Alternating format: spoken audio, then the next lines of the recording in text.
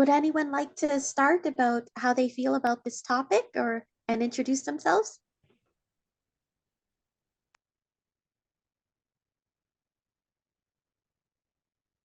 We actually have a lot of RSVPs tonight, so it's just a little before time. But yeah, we'd love to hear introductions and interest in the topic.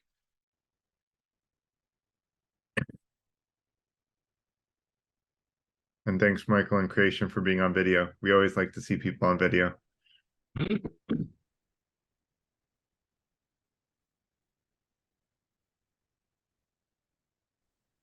Anyone want to introduce themselves and say a little bit about what interests them in this topic?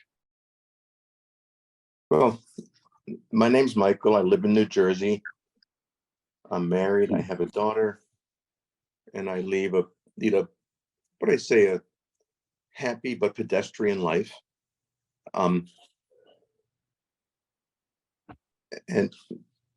to me, I think that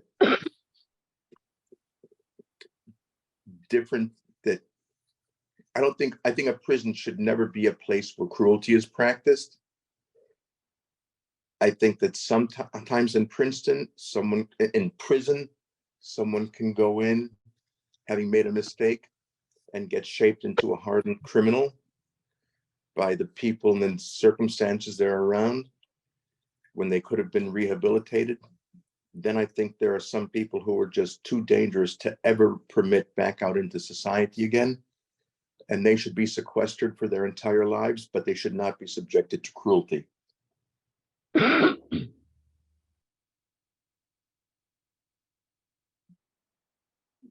That's Mike. it. Certainly.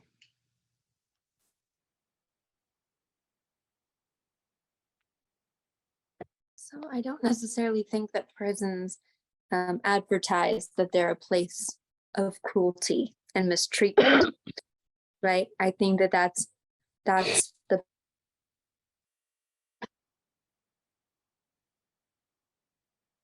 Well, we lost Creation. You still there, Creation?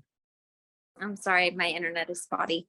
I was just going to say, I think that's the product of what happens whenever you take a group of people from the public away from their parents, whether that be children or adults, or, take them out of their community and you put them in some kind of housing facility, be it a mental health treatment, a mental institution, prison, or what do they call it? A detention center, for children at the border. As soon as you separate, especially minors, right, from their parents, even in the prison system. So I don't think they call it prison. They have a juvenile hall, and they do sometimes move minors to the more adult facilities. So I have known people that have gone through prison and spent significant amounts of time in there, and it becomes a different world, right? So they have this containment where they learn a whole new social structure, and it's quite different. So they also need some kind of transition between.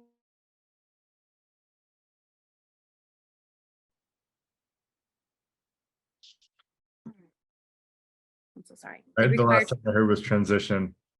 Yeah, they require some transition between the prison life and the normal life. And some of them are not equipped to handle the kinds of freedoms that come with living among us. And they thrive in that kind of very structured environment, but only because their communities had failed them. And that was the only place with some quasi, some kind of something, right? It goes to show you how we.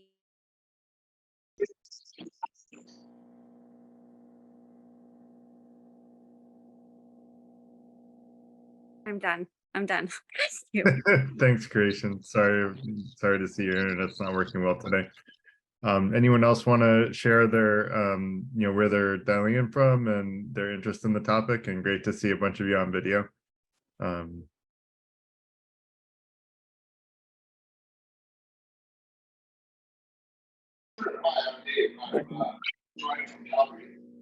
I can go ahead and share. Yeah, go ahead. My name is Bullock. Joe. My name is Joe Bullock, and I'm dialing in from Philadelphia, just outside of Philadelphia, actually, in New Jersey. And I've long been interested in the idea of criminal justice reform, and very much in restorative justice and the concepts behind it. And here to learn whatever what everybody has to say about their distinction between punishment and reform. I think that it's an important thing to distinguish, and it's to just get a little bit more clear with my thoughts on this topic. So thanks. Thank you. Sean, you have your hand up. Go ahead next.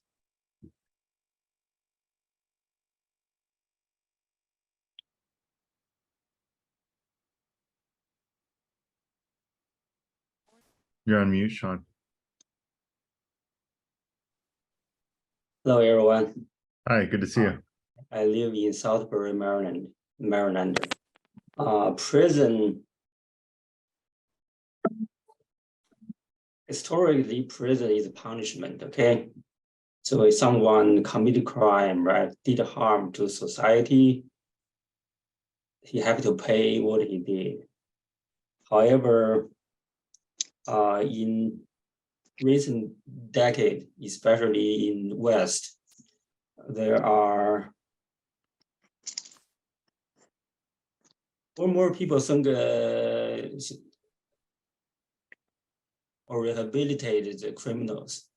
I disagree. Okay, I think first we need to know what type of crime. Is it a violent crime or minor crime? Is it a young juvenile or adult?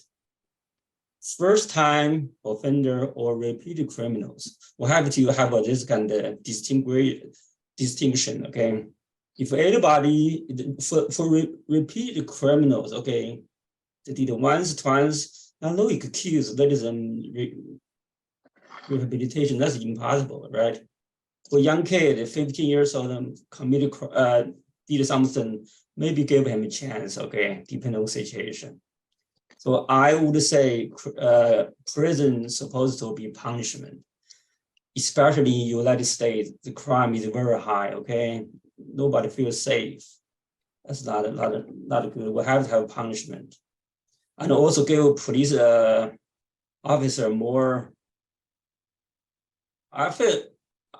I know a lot of police officers, basically, they're so scared, they cannot do their job. I know a lot of, for example, police officers in New York City, a lot of them just retired because they said, I will arrest someone 2 days later to release, to release, and arrest again to release. They can't do their job. That's all right.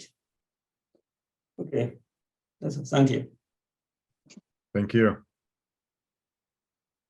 Richard Gorman. Difficult question. What I'm thinking are, there are so many examples that clearly point out in one direction and then examples that point out in others. In the Scandinavian countries, the number of people who are imprisoned is quite small and the recidivism rate is very small. However, the man who killed 75 children in Norway a couple of years ago has been ordered by the court to have internet in his cell. And I think that's an injustice. I think that there are some crimes which you can't rehabilitate. You can't bring a victim back to life. And maybe those people shouldn't be attempted to be rehabilitated. On the other hand, there's so many economic crimes where people are poor and they really have to steal to make a living. Those are the people who can be rehabilitated with education and the facilities that we can now supply if we choose to do so. I can't think of any. I can run on for an hour. I'm not going to do it. No worries. We're just in the social right now, Richard, but we'll have more time to chat after the presentation portion. Susan, good to see you. Xin chao. You're on mute, Susan. Okay. Oh, I was about to ask you to unmute me. I don't know my phone. Yeah, chào anh. Yeah, thank you. Yeah, I believe that humans do not belong in cages. So I think that the prison, like I agree with Richard, like in the Western world, they have rehab instead of prison. And I spoke to like my friend over there, right? They said that like Richard saying, like they have prison, but it's for crime, like hideous crime, like killing children, and that they in Australia they keep those people that one person that was massacred a long time ago. They keep him alive and they study him, you know, and to find out why, what have create a person to create such a crime. What do you think? What do you think about in America? Why is it that our prison system is so crowded? Is that many criminal in there? Thank you. I'm Susan. I'm from New Jersey. Yeah, thank you. Collinswood. Yeah. Bill, good to see you again. Go ahead. Yeah, good to see you. Hi, Susan. Did you say me? Yeah, go ahead, Bill. Okay, sorry. I have a short name, so it's easy to miss when somebody says, Bill, go ahead. So anyway, first of all, I'm Bill. I'm from Canada, Toronto, Canada. We have, like all things, Canada is a mix of European culture, ideas, social ideas, and American individualism ideas. So we kind of sit halfway between you know, the US style of everything and the European style of everything. I was going to say, there's a term that everybody uses on the conservative side, which is we want to be tough on crime. That is very different than being tough on criminals, which is basically what it always resolves to. Because they're not, like, if you want to be tough on crime itself, i.e. we want to reduce crime, being hard on criminals is not necessarily going to get you there. The whole concept of prisons being a crime university is one thing. Throwing very minor offenders into the prison system just ends up, destroying their lives. And somebody mentioned, if you're poor and you come out of prison and you don't have any options, your only option is to go back to crime. So you end up creating the proverbial revolving door. So I would like to see everybody, not here, but just, in society, that we focus on being tough on crime, i.e. what can we do to get crime down, overall, not what should I do to this person that has annoyed me, and I feel the need for vengeance. That's another thing is vengeance is a very poor reason for doing anything, because it literally does nothing. It doesn't help anybody. The only thing vengeance does is allow me to sit back with a smirk on my face and say, oh, I really screwed that guy. But if that helps you. What's that? That helps you psychologically. It doesn't help me psychologically. I think it does. You sit with a smirk on your face. Okay, I don't. Some people do. I should correct that. What portion of that are you feeding? Yeah, Pardon? but you said there's no benefit. I'm saying psychologically the victims do feel a benefit. Only the victims. No, the victims don't feel any benefit. Their money's gone. Their lives are gone. Whatever it is that's been taken from them is not coming back. So they're, to say, oh, but actually we executed this guy for you, or we threw him in prison for 15 years, literally does not help that person, other than this, what I consider misguided sense of satisfaction about getting vengeance. Much better to say, you know, how can we take that person and make sure they don't, you know, try our hardest to make sure that they don't go back to a life of crime, that they don't hurt future people, and so on. And I think just while I'm talking, and I'm sorry, cut me off if you need to, Garrett, but it's okay. Let's try to finish up because we have a lot of hands up and we're about to Okay. get Garrett, started, do you so- just want to quickly go through some introductions? I think there's like 7 hands up, and then you can get started. Yeah, let's Like just maybe- pop real Okay, quick. okay. Yeah, I thought we were doing, introductions first, positions later. Yeah, We yeah, are- fair enough. Yeah, we Maybe are. So say just a something quick- about yourselves or something. quick intro of like where you are and one sentence about what interests you in the topic would be great if we could just jump through, and no more hands after creation, who's the last one up.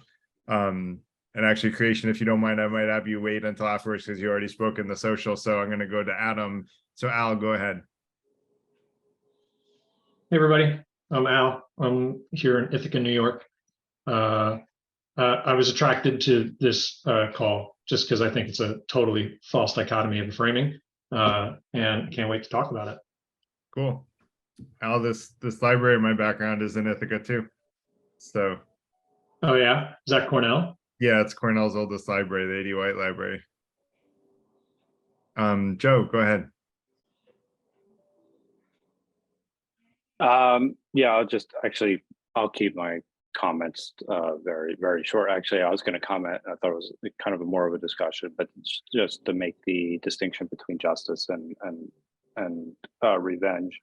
You know, one's rational, one's more about personal and not rational. And really quickly, that's what I'm interested in. And as far as you know, people that commit violent crimes, we have to look at the circumstances, I think, for which they committed those violent crimes. And every situation is unique. And that is important when you're talking about this topic. Yeah, agreed. And that's to me what the justice system should be considering is all the circumstances. And I think they do try to, but there's still overarching focuses on punishment versus rehabilitation as broad categories. And I do sort of agree with the person who said it's a false dichotomy, but there are still overreaching, you know, overriding like modus operandi going on in one or the other categories with a sliding scale. That said, Dave, go ahead next. Hi, everyone. Yeah, I'm calling from Calgary, Canada. And my interest in this is specifically on the political philosophy of what it means to be a liberal or an open society, that we don't declare things good or evil. So definitely the normative version of your question, should prisons be punishment? My answer would be no. And the other question we could deal with later. So that's me, and that's my interest. Cool. Thanks, Dave. Kelly.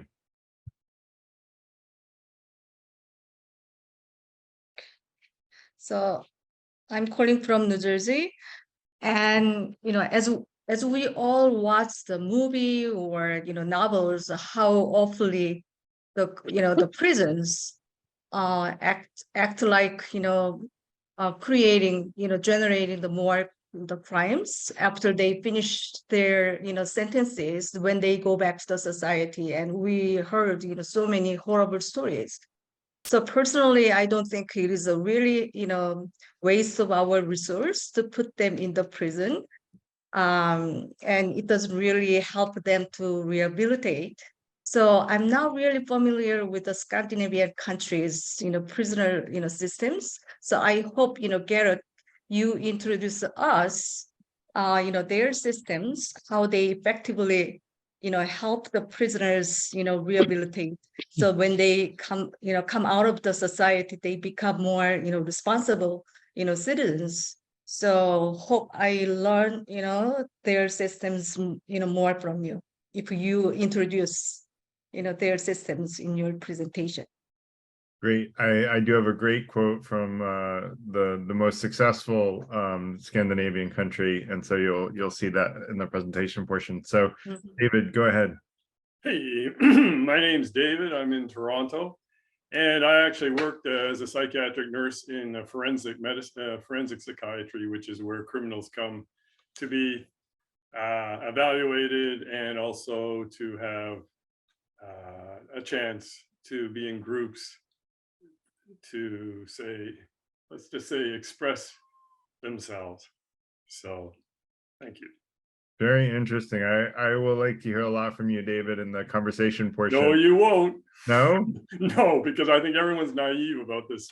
Anyway, okay. That's why I think it would be great to hear from you. Like I'll present, you know, a bunch of stuff tonight, but you have a lot of firsthand experience that I think would be valuable to bring to the table. So you always have good stuff to say, but here you're not only, you know, intellectually adding value, you have like credentials. So and both are great. I'm more of a fan of the intellectually adding value than the credentials, to be honest, but having the credentials also gives you a good reason to speak up. So Adam, and then we'll have Remco go quickly, and then we'll get started. Hello, Garrett. Thank you for having me, and thank you for opening the discussion like this. My name is Adam. I'm 34, live in California. Right now studying to be a therapist, and I'm in my second year in that in Cal State University. I'm looking into seeing what kind of good conversations we could be having here, and I think my sense of the legal imprisoning, a society cannot be born without the police force being born, if not the second hand after the thought of being a society to be grown. But I think back at the founding of the United States and how his meetings are so popular. 34 people. Sorry, Adam. I think Jenny didn't realize she wasn't on mute. Yeah, I gotcha. That you know, all men are created equal kind of a statement, and they should be seen under the eyes of God and the court system. So, you know, the law is blind. I don't necessarily believe in that in the total right anymore, especially in the, I know somebody could psychologically not be deemed fit for trial, but there's two cases where I want to highlight. One, the Ted Bundys of the world. Yes, that's the most obvious. Like, no matter how good of a childhood can somebody have, they could become a sociopath either way. Now, second one, and this was more with disease and everything, but there was the story of when typhoid was really rampant in the early 1900s over here, and there was a woman who they found, Typhoid Mary, that they had to put in an island because she was a carrier. Well, people got sympathy for her, and they seemed it unfair, so they left her out to go back to society. As long as she doesn't cook anymore, then she killed many more people because she just couldn't. She needed to work, so she was a maid. So they put her back in the island and took away her rights, essentially. So that was a good reason to restrict somebody's rights, and it should be really changed now. Thanks. Thanks, Adam. Remco. Yeah, hi, Garrett, and good to tune in. I haven't been here. I missed out on your critical thinking topic, and I kicked myself over that. That was an accident. Don't worry, it'll come back. Early here. We have a lot more to talk about on critical thinking. There will be plenty more events on that topic. That was just jolly good. Jolly good. Look, I'm in Perth in Western Australia. It's just after 7 o'clock in the morning. I just had time to have my breakfast. Great topic, and I think there's going to be a lot of emotive stuff, I suspect, being raised. But I think the facts of criminalization and punishment is a fascinating topic. I mean, I started to get interested when I was looking at America and their capital punishment, and they came to the conclusion, or not, there was no conclusion, that the experts were saying that we cannot decide whether capital punishment reduces homicide, is neutral to homicide, or actually increases homicide. Another thing about America is you've got incredibly high incarceration rates, which are, I got the number 600,000 hangs in my head there, which is more than double what it is down here. It's higher than north of the border by, I think it's by a factor of 5, I think, which is an extraordinary high number. And, when I go to India, where I feel incredibly safe, the incarceration rate is 1/20th what it is in America. And you got to say, well, what's going on over there? So I'm going to be listening with great interest to your presentation, Garrett. I'm going to explain what I think I have a good logical explanation of where that took a turn, because our incarceration rates have not always been this high, and I'll talk about that. So thanks for your comments, Remco. And by the way, Remco, if you're interested in presenting on critical thinking, like on fallacies or logic or any of those topics, reach out to us offline, to Ellis or me. We would love to have you present again. Your presentation on Wittgenstein was a lot of fun. So I'm going to go ahead and kick things off now. And actually, let me before I present, let me do an introduction. So shoot, where did my windows go? Okay. So basically tonight, I'm going to first introduce myself. My name is Garrett Lang. I'm a software developer turned software inventor for the last couple of decades, and now an entrepreneur. My hobby is writing and discussing practical philosophy, and I'm also the executive director of the Free Thinker Institute, which is the organization that brings you tonight's event. We advertise to a lot of different meetups, so you may have seen us in a different meetup, but ultimately this event is a Free Thinker Institute event, and we start all our events with FTI : so you can recognize them if you like it and want to come back. We would love to have you.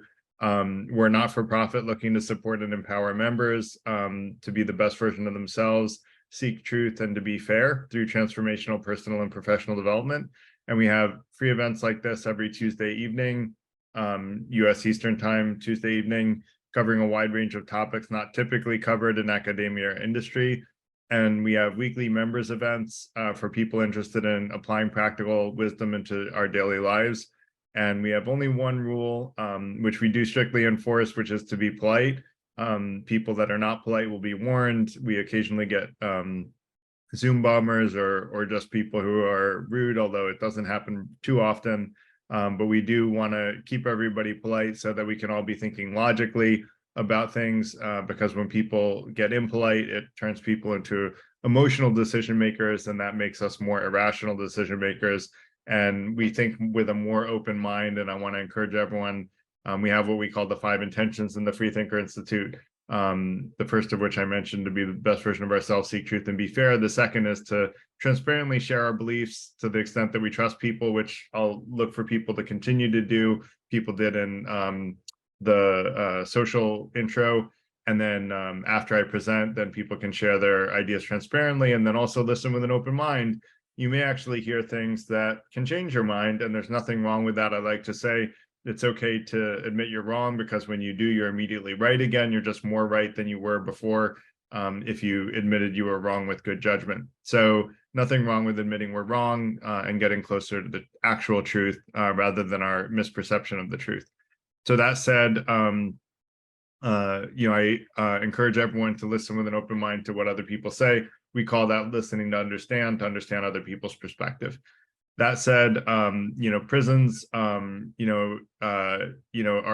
interesting topic. I'm not gonna repeat the advertisement in the event, because everyone's already seen that, but I will say we have a large group. So just to keep things respectful, try to limit comments to 1 question or 1 comment per time that you raise your hand. You can raise your hand, drop it, and then raise it again immediately. But that way, people can, everybody will get a turn, and we can all share our thoughts. And people can respond to a comment or question if you say one thing at a time more easily.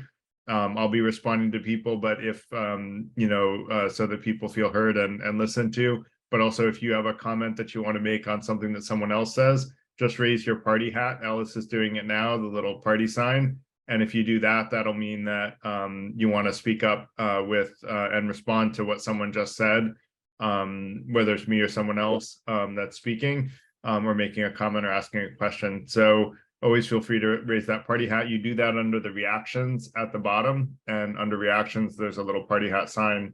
I'm doing it here as well.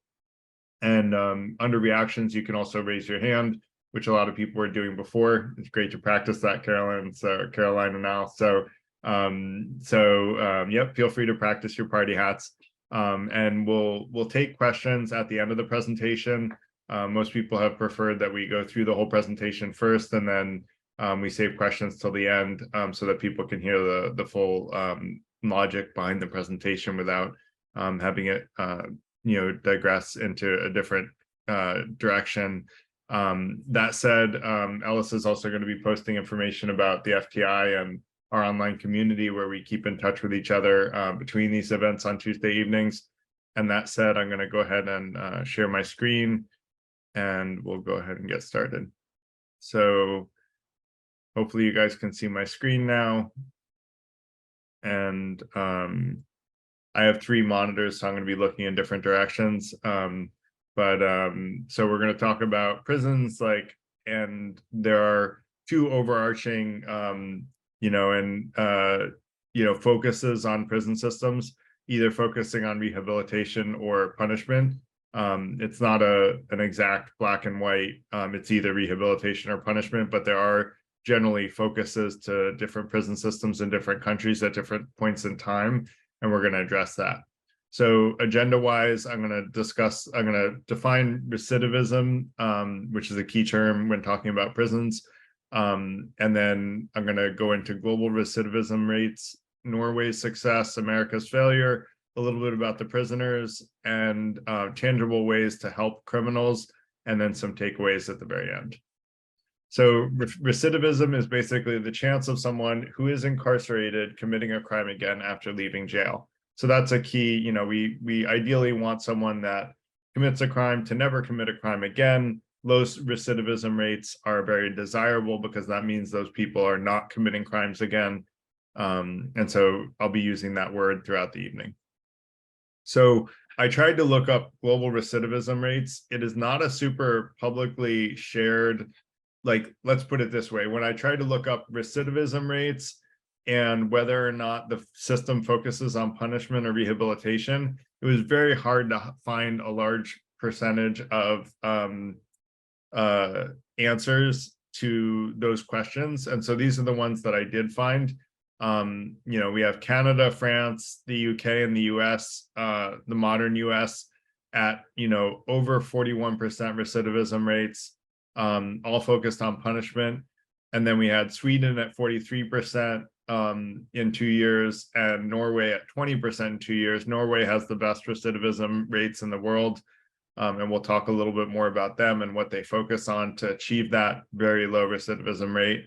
And so you can see that the general trend is that you have higher recidivism rates for the systems that focus on punishment. Again, for the ones that I was able to find data for, which is not everywhere. These are just tightly held numbers. Countries don't like to release these numbers for whatever reason.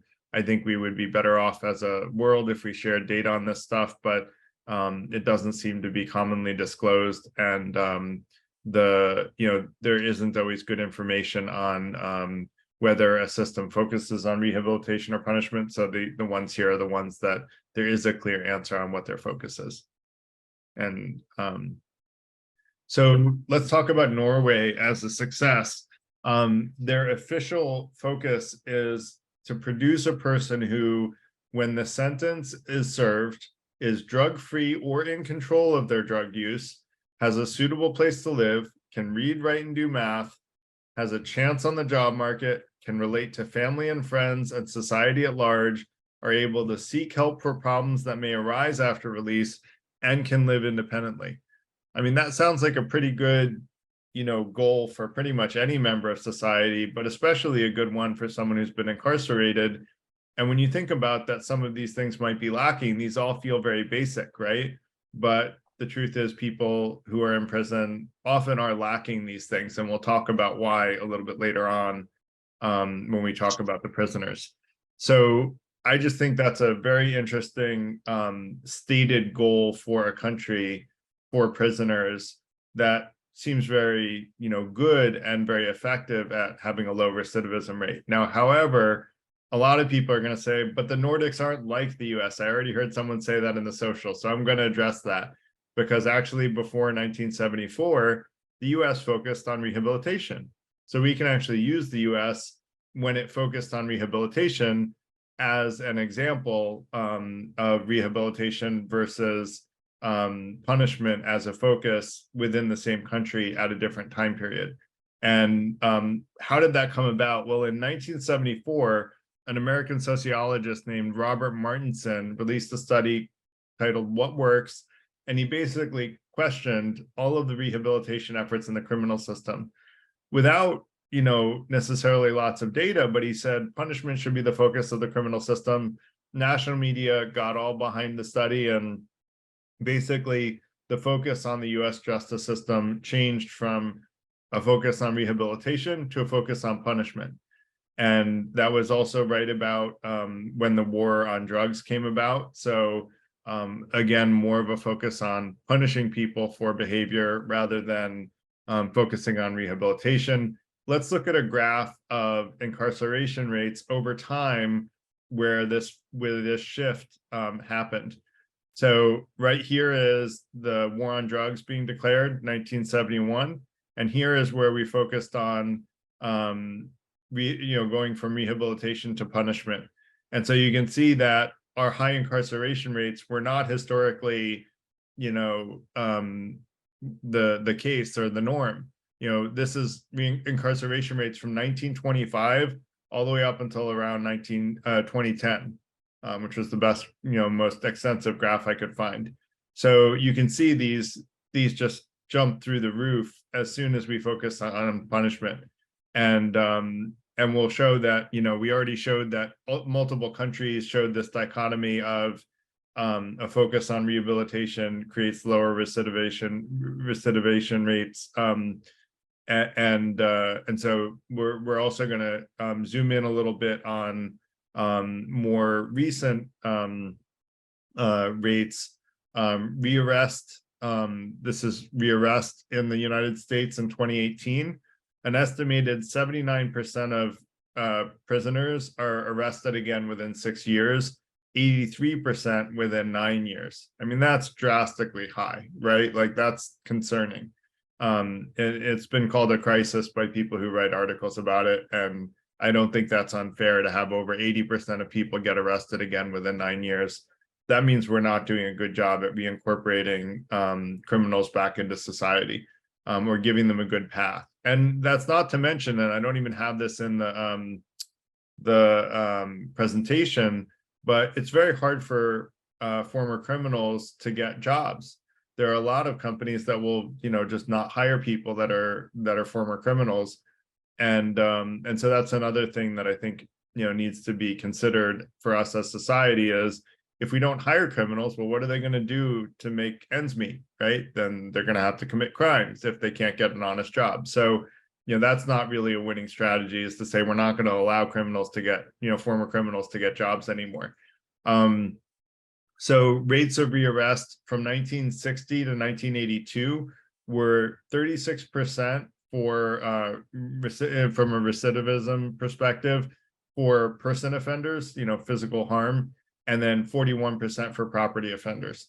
Now, compare that with 79% that we saw on the prior slide within 6 years. This was within 5 years, the one above. I couldn't find like for like number of years in data, but that's a much higher percentage of repeat arrests in 2018 versus the prior time when we were more focused on rehabilitation. So even within the US alone, there's huge data, saying that a focus on rehabilitation creates less crime.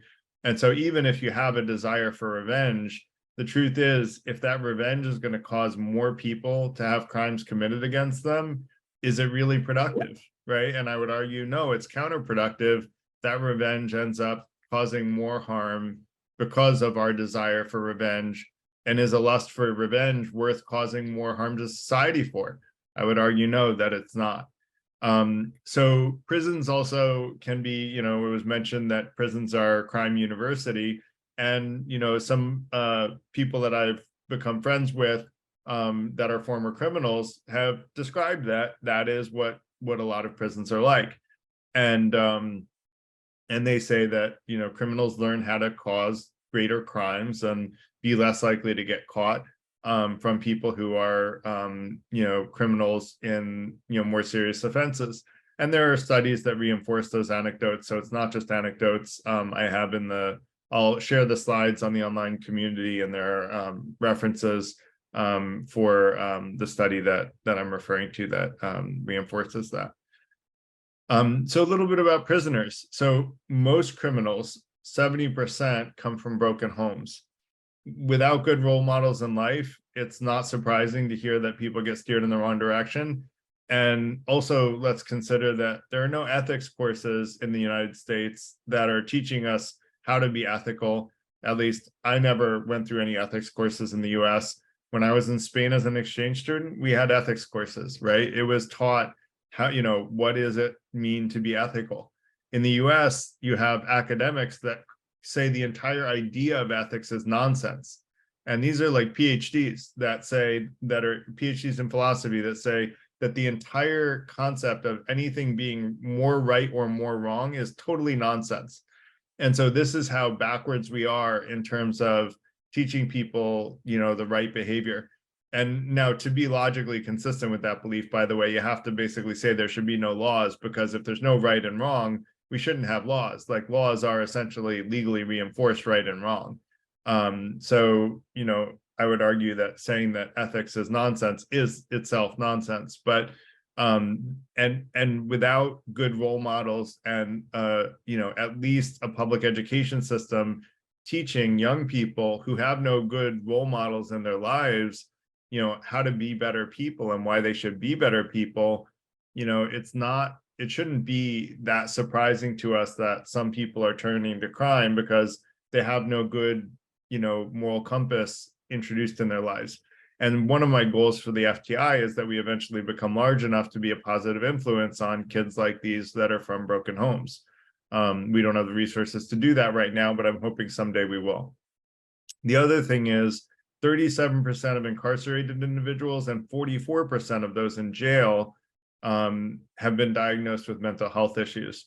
So there are complications, right? And that's not to say that you know, all mental health people with mental health issues cause crimes. That's not true at all. In fact, you know, I think it's roughly 50% of people will have some form of mental health issue in their lives.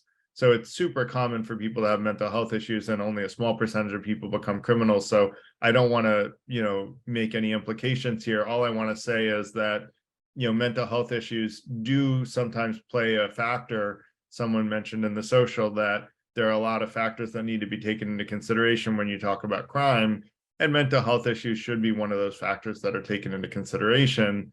And so that said, there are, you know, programs that really help, you know, people that are criminals and in jail have a much lower likely rate of reincarceration. So education programs result in a 43% lower chance of being reincarcerated. The dollars spent on education programs return, you know, save every dollar spent saves $4 to $5 in reducing the amount of expenses on reincarceration. So very high return on investment, government dollars, you know, well spent on education programs in prisons. The other thing is teaching valuable skills so that criminals that are incarcerated will have a, you know, a valuable skill set to be able to get a job when they're released, have a 24% reduction in recidivation rates. So there are actually really good things that we can do to reduce the amount of crime in society, and also, you know, reduce the amount of harm in society by making people less likely to commit crimes again. So with this all in mind, you know, to me, the focus on rehabilitation is A, more compassionate, and B, more effective. If it can be both, why would we not simply choose rehabilitation as a focus rather than punishment? And by the way, these people are not, you know, when we say focusing on rehabilitation, it doesn't mean these people are not being punished. They're still in jail, right? They're still separated from society, prevented from doing harm. And so there still is a form of punishment, but the main focus is not on punishing, it's on reincorporating those people back into society. So I would argue we should be urging our politicians to go back towards that focus on rehabilitation. And and so I would urge each of you to encourage more groups like the FTI, which is trying to teach practical wisdom in people's daily lives so that we can increase happiness and decrease harm. And part of that is hopefully someday going to be about reducing the number of criminals and people who get reincorporated successfully into society. So and I like to say, we all deserve love and compassion. The people we think deserve them the least are the ones that need them the most. And that seems to be a winning approach when talking about rehabilitation rather than punishment in the criminal justice system. So that said, that's the end of the presentation. So I would love to know if this was helpful. Did you learn something? And if so, what? If people can put that in the chat, and then I'm going to go ahead and take hands. But I want people in parallel to say, did you learn something from the presentation? And if so, what? I would love that feedback in the chat if people are willing to share. Ayala, go ahead. Yeah, thank you. I definitely learned from you a lot of information, data, very good data,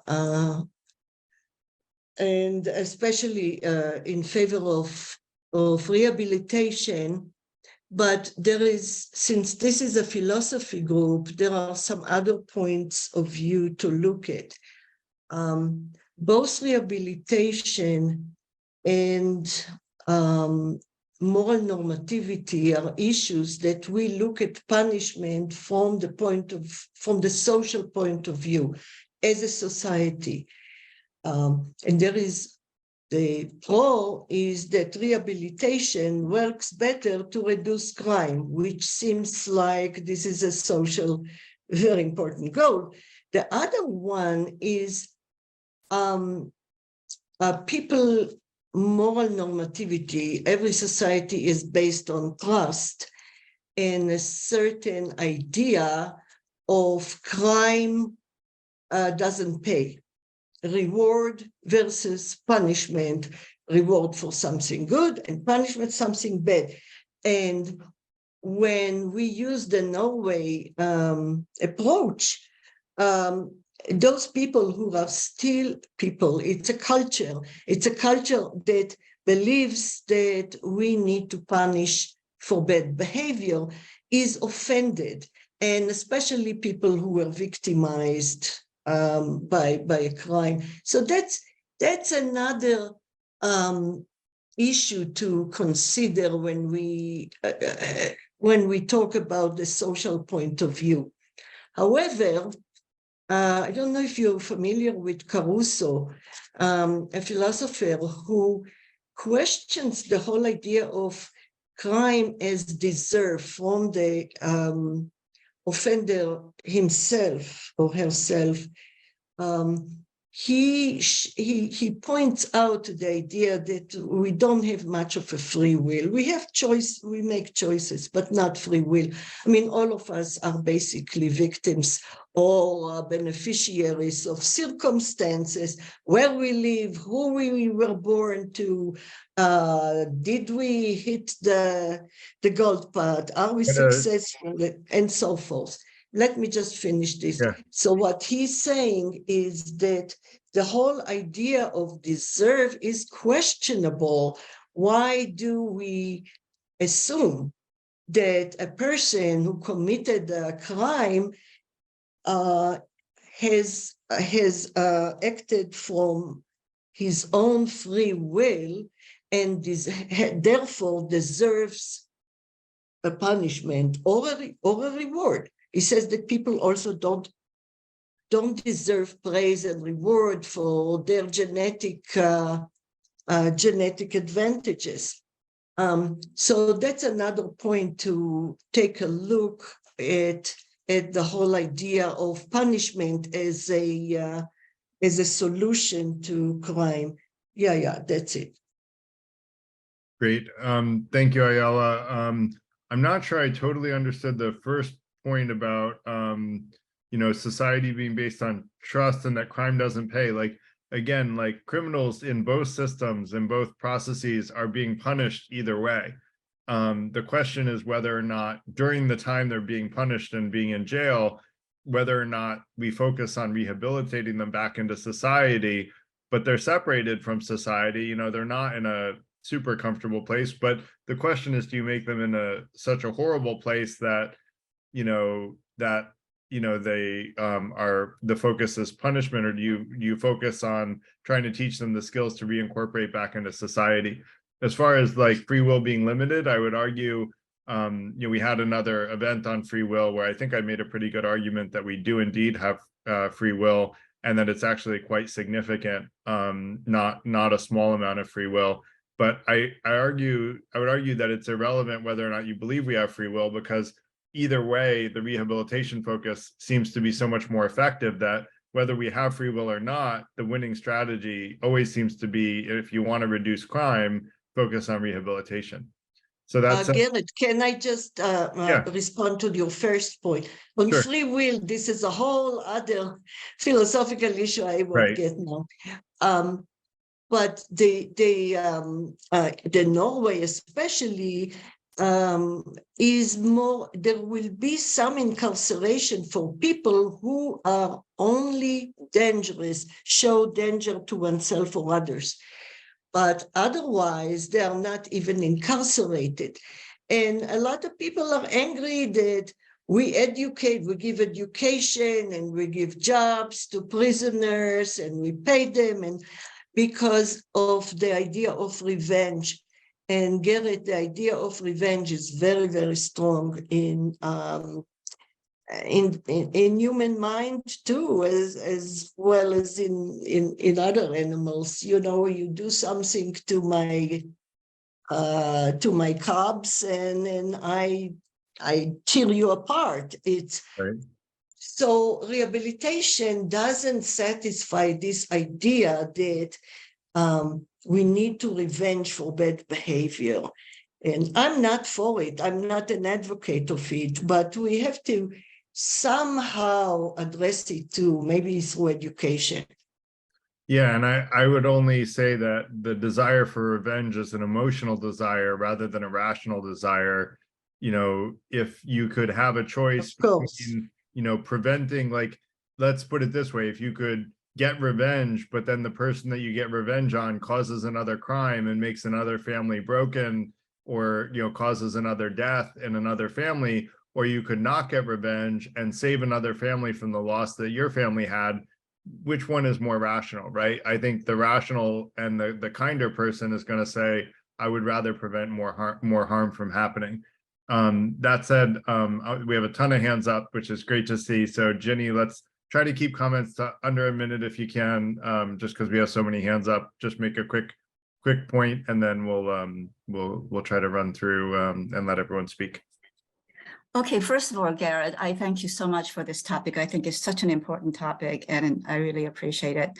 And I didn't know. I mean, I assume that this is the kind of thing that when is going on in America, punishment versus rehabilitation.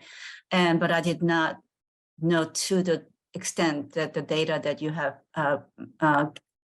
that you gave us. So thank you for that as well.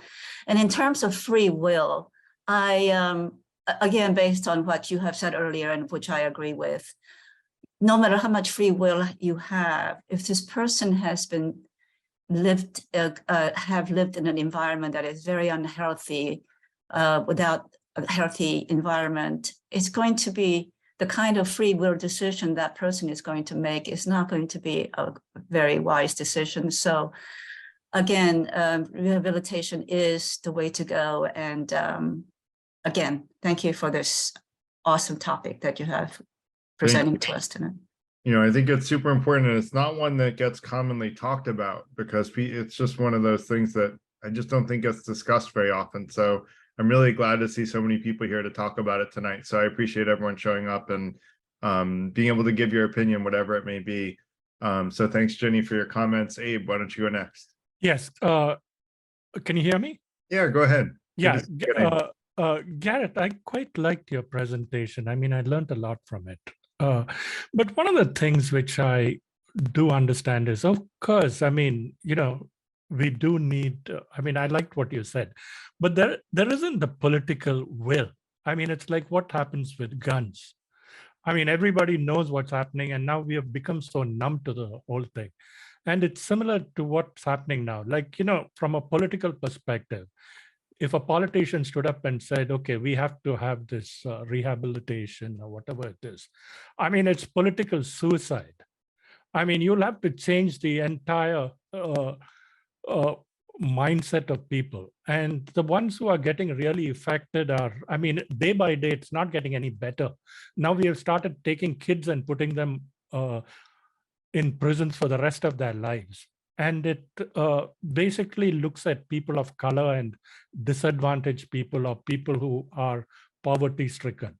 And these are the people who are sitting in these jails predominantly. And that's what has to be addressed. And that's, I don't know how we go about doing that before we do anything else. And that's all I have to say. I'm really glad you're bringing that up, because I do think that's a real problem. And that's part of why I sort of subtly urged everyone to reach out to their politicians to say, hey, we should focus on rehabilitation, because if enough of us do that, then, maybe there will be a political will.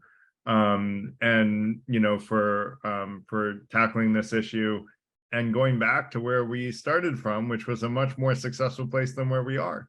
And if some politician has the brains to actually figure out that, people may actually vote for data and vote for a safer society and one with less crime, and, teach people that education and rehabilitation will create less crime, then they actually may be more politically successful. It just requires education. And I say just, but we have a system that doesn't educate very well in this country, even with our public education system.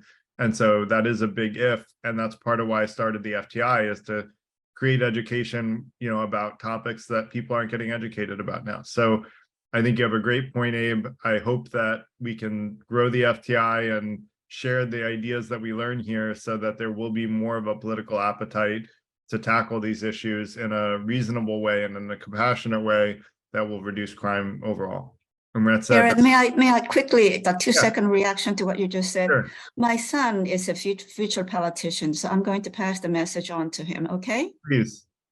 That'd be great. I would love to meet him, Jenny. Yes, okay, all right. I will make sure that he stays during next meeting then. Cool. Nancy, go ahead. Okay, great. I think this is more of an environmental than a philosophical. I don't see this as a philosophical point at all. I think it's highly environmental, simply because we have to look at the conditions that, after serving their time, they go back into an environment that basically renders itself to criminality. Okay. Yeah. They go back to where the gangs are. They go back to an environment where they're poor. Okay. And they need to put food on the table and a roof over their head and food in their kid's mouth. Okay. So I think it's a reality factor, and it's very environmental. And I think it's very difficult to compare the United States with some of these other countries. We have places in the United States that are compared to terrorist countries. The violence is so great. Okay. And then again, I want to stress, taking someone after they've done time and then putting them back in an environment that basically renders itself and promotes criminality. I think rehabilitation is very difficult at that juncture. The other thing I'd like to mention is a differential that I didn't see within any of these areas of studies or anything, and that's the prisons itself. The difference between those individuals that are white collar criminals and the environment they live in versus those that have other than white collar crimes. I mean, I understand that some of the white collar crime prisons itself are somewhat of a little bit of a resort comparatively. Yeah. Yeah. So I think there's a big difference in that, but I really very, very strongly feel that rehabilitation is very difficult when you put someone back in the environment they came from, okay, that where they're swimming in that area of criminality. Just in Chicago alone in the last couple of weeks, okay, some of the crimes that were committed by people on parole, Yeah. you know? Yeah, I think that's a really good point, Nancy. And I would love to see programs that put people into different environments after they come out of prison, you know, give them a place to live for 6 months and give them some job search, you know, capabilities in the area that they were trained on in prison. And, you know, there could be so much better ways of reincorporating people back into society rather than exactly what you're saying, which is putting them back into the same position they were in when they got out, or probably a much worse position, quite frankly, because you know they may have had some kind of job before they went into prison, and you know they may have had some place to live, and maybe they don't when they come out of prison. And how do you get a down payment for a house when you're just out of prison, and how much savings do these people have? And so the other thing I think I realized during the I forget what made me realize it, but I realized during the session that I didn't focus on the white collar crime versus other types of crime. And I think that really is an important issue. Is we don't punish, very significantly white collar crime. A lot of people are on house arrest, right, where they're able to live in their own homes for committing, the high dollar value crimes, but the ones that are, maybe not as violent, but often cause, even more harm. And a lot of white collar crime is not even punished. If you look at the 2008 financial crisis, correct, with huge amounts of fraud committed by, people, like realtors falsifying income statements, income records for people. And, these crimes were never punished by, in any significant way. And so there are plenty of crimes that are either overlooked or, under punished, even in a system that focuses on punishment. So it is more nuanced, and I appreciate you making that point, Nancy. right. And I really feel that very strongly in regards to where's the stats of the numbers on repeat offenders as well? And that's all, again, environmental. I just think it's really interesting that people will take a philosophical approach. This is reality, folks. It is. This is not a philosophy. This is reality. Nancy, I focus on practical philosophy, which is philosophy that actually has a practical implication. That's why we're talking about this subject. And, while we advertise to a lot of philosophy communities that focus on what I would call academic philosophy, our focus is really on practical philosophy. So, yeah. But where are the numbers on repeat offenders in this? That's what recidivism is repeat offenders, essentially. Yeah, so those were the numbers that I showed. Is recidivism is like the number of people that cause a crime after coming out of jail. Yeah, that's at the end there was, what was it, 6 countries you showed, but there were only 2 that use rehab. And one of them, Norway, has so many confounding variables, it's useless to compare it to other countries. I think the other country besides Norway that you had there that used rehab, I can't remember but it had 43% recidivism. Yes, recidivism. Recidivism, it's really hard to say, and I was getting stumbling on it too, David. So yeah. Thank you for doing the same. Yeah, I wanted to make you feel good, Garrett. Yeah, I appreciate that. I give and I give emotionally. You do. I always appreciate it. but you're ignoring emotions. People overlook the when you're a victim. And here, George Harrison, George, in the Beatles, George Harrison, right? George, the That's Beatles. right. That's right. George Harrison. Okay, George Harrison. He was the most Buddhist, mellow, kumbaya kind of Beatle there was. They were in the Philippines and attacked by mobs, and he said they should nuke the entire country. Revenge is not to be overlooked. I think it's easy to poo-poo and say, oh, we're all above revenge. But really, if you are the victim of a physical crime, revenge does a lot psychologically to make up for it. It doesn't obviously it doesn't erase it, but it makes up for it to a large extent. That's why you see primitive societies, somebody hits one member of a family over the head, they go and they hit the opposing family over the head, and so it goes. You know, to say revenge is such a low standard by which to go, or a low reason to put people in jail, I think you're really overlooking the emotional situation. As far as Nancy, what Nancy said, I agree with her. Rehab is very difficult. In fact, it doesn't pay. It's too expensive for the results. And that's why they don't do it as much as they used to, because they just didn't find it worked. It's very difficult. And they've also done what you were suggesting, Garrett, is taken criminals, once they're finished their term in the jail, they were put into a nice neighborhood in a nice apartment and given some sort of factory job, that was, or some job that they were capable of doing. A lot of it was factory, but I mean, some job where they had some place to go, made some money, blah, blah, blah. It didn't work. It worked for some people. It wasn't like entirely no benefit, but it just, for the overall picture, it was too expensive for the little bit of good it did for the few people that it actually benefited. A lot of people went back to their old haunts. They, you know, their life was chaos. And in fact, as I mentioned, I worked in forensic. And the thing about these people, I think you take a person at age 14, they have their character for life. And it's really difficult to change somebody's thinking patterns, capabilities, way that they view the world, and their self-image. The whole, I mean, you look at people who have been in psychotherapy for 20 years, paying a psychotherapist, you know, big money to see them every week. And at the end of 20 years, they say, well, I'm no different, but I just maybe understand a bit why I am the way I am. It's just very difficult to, you know, that's part of the reason I left psychiatry and psychology. I just found it so frustrating that it's really, really difficult to change people.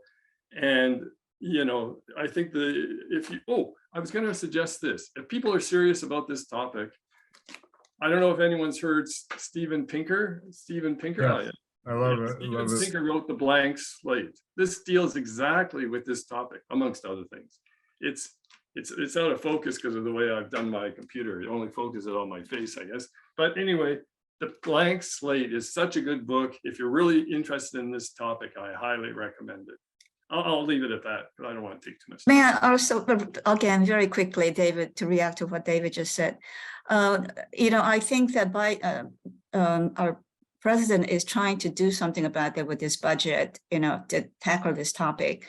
So let's hope that he can succeed.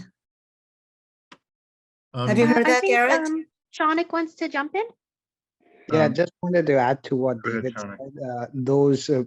Those houses that you're calling about, they do exist. And I think New York has a few of them. There was one in front of Central Park North.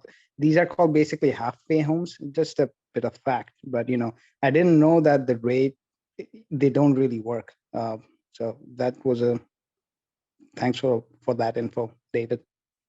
Well, they do, you know, they work to a small degree, but they don't work enough to justify the amount that they cost. That's my point. You know, some people do benefit. It's not like, that's the trouble with psychology. There's so many variables to each individual that it's really difficult to predict who will benefit from what. And if you look at the big picture, it just doesn't, you know, it's too expensive. Rehab is just too expensive for the benefit of society.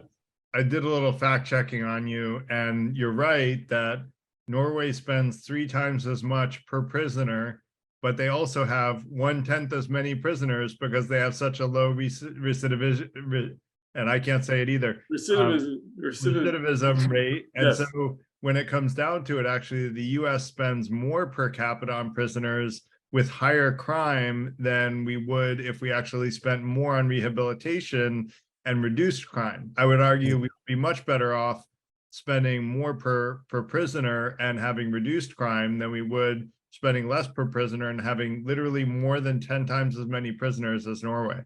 Norway is a real exception. If you look at Norway, it's an outlier to other countries in the world generally. It's fair enough. We could compare to the US, and I can compare to the US when we focused on rehabilitation, and we would find similar results. Like, I guarantee it won't be the amount of criminals are more than 3x than there were when we focused on rehabilitation. So even if we do a US to US comparison, it's still cheaper to focus on rehabilitation, even though it's more per person, it's actually cheaper overall. I think Kelly wants to jump in, and then Susan. Yeah. To respond.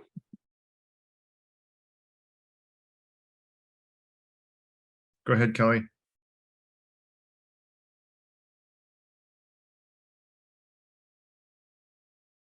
Muted or stepped away? Susan, go ahead. All right, I'm going to mention one other thing, David, is when you said that revenge is not to be overlooked, I would argue that if you ask the victim of a crime, if they could, you know, if the justice system could be less tough on crime, but prevent another victim from recurring, or be tough on crime and cause another victim, I would argue almost everybody would choose to be less tough on crime and prevent another victim from coming around. And that's really the decision that we're being made, you know, we're being given. So, you know, that's my take. But let's let Dave go because we have a lot of hands up. I thought you called Susan. You called on Suzanne. Yeah. Hello. Yeah, but hello. she wasn't here, so that's why. Okay, well, so, go ahead, Suzanne. Susan, go ahead. Yes, yeah, I thank you. Yeah, I wanted to put in that in Norway, they don't have prison. How do I know this? My homeopathic practitioner in Australia, when I saw him, his wife is from Norway, they only have rehab. They don't have prison, Garrett, and that They do have correctional facilities. They, you know, they may not call it prison, but they do have correctional facilities. Right. Yes, and then I like over here, there is an incentive to keep people in the criminal justice system. Like in New Jersey, they already reformed the criminal justice system to not put in the bails on a lot of poor people, because in prison, most of the people, they cannot afford the bail.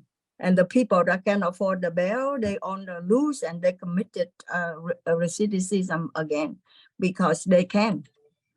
You know, so that is our issue. You know, it's about money. Like if you have an incentive to keep people in, so of course, you know, it's like a business. Like you would, yeah.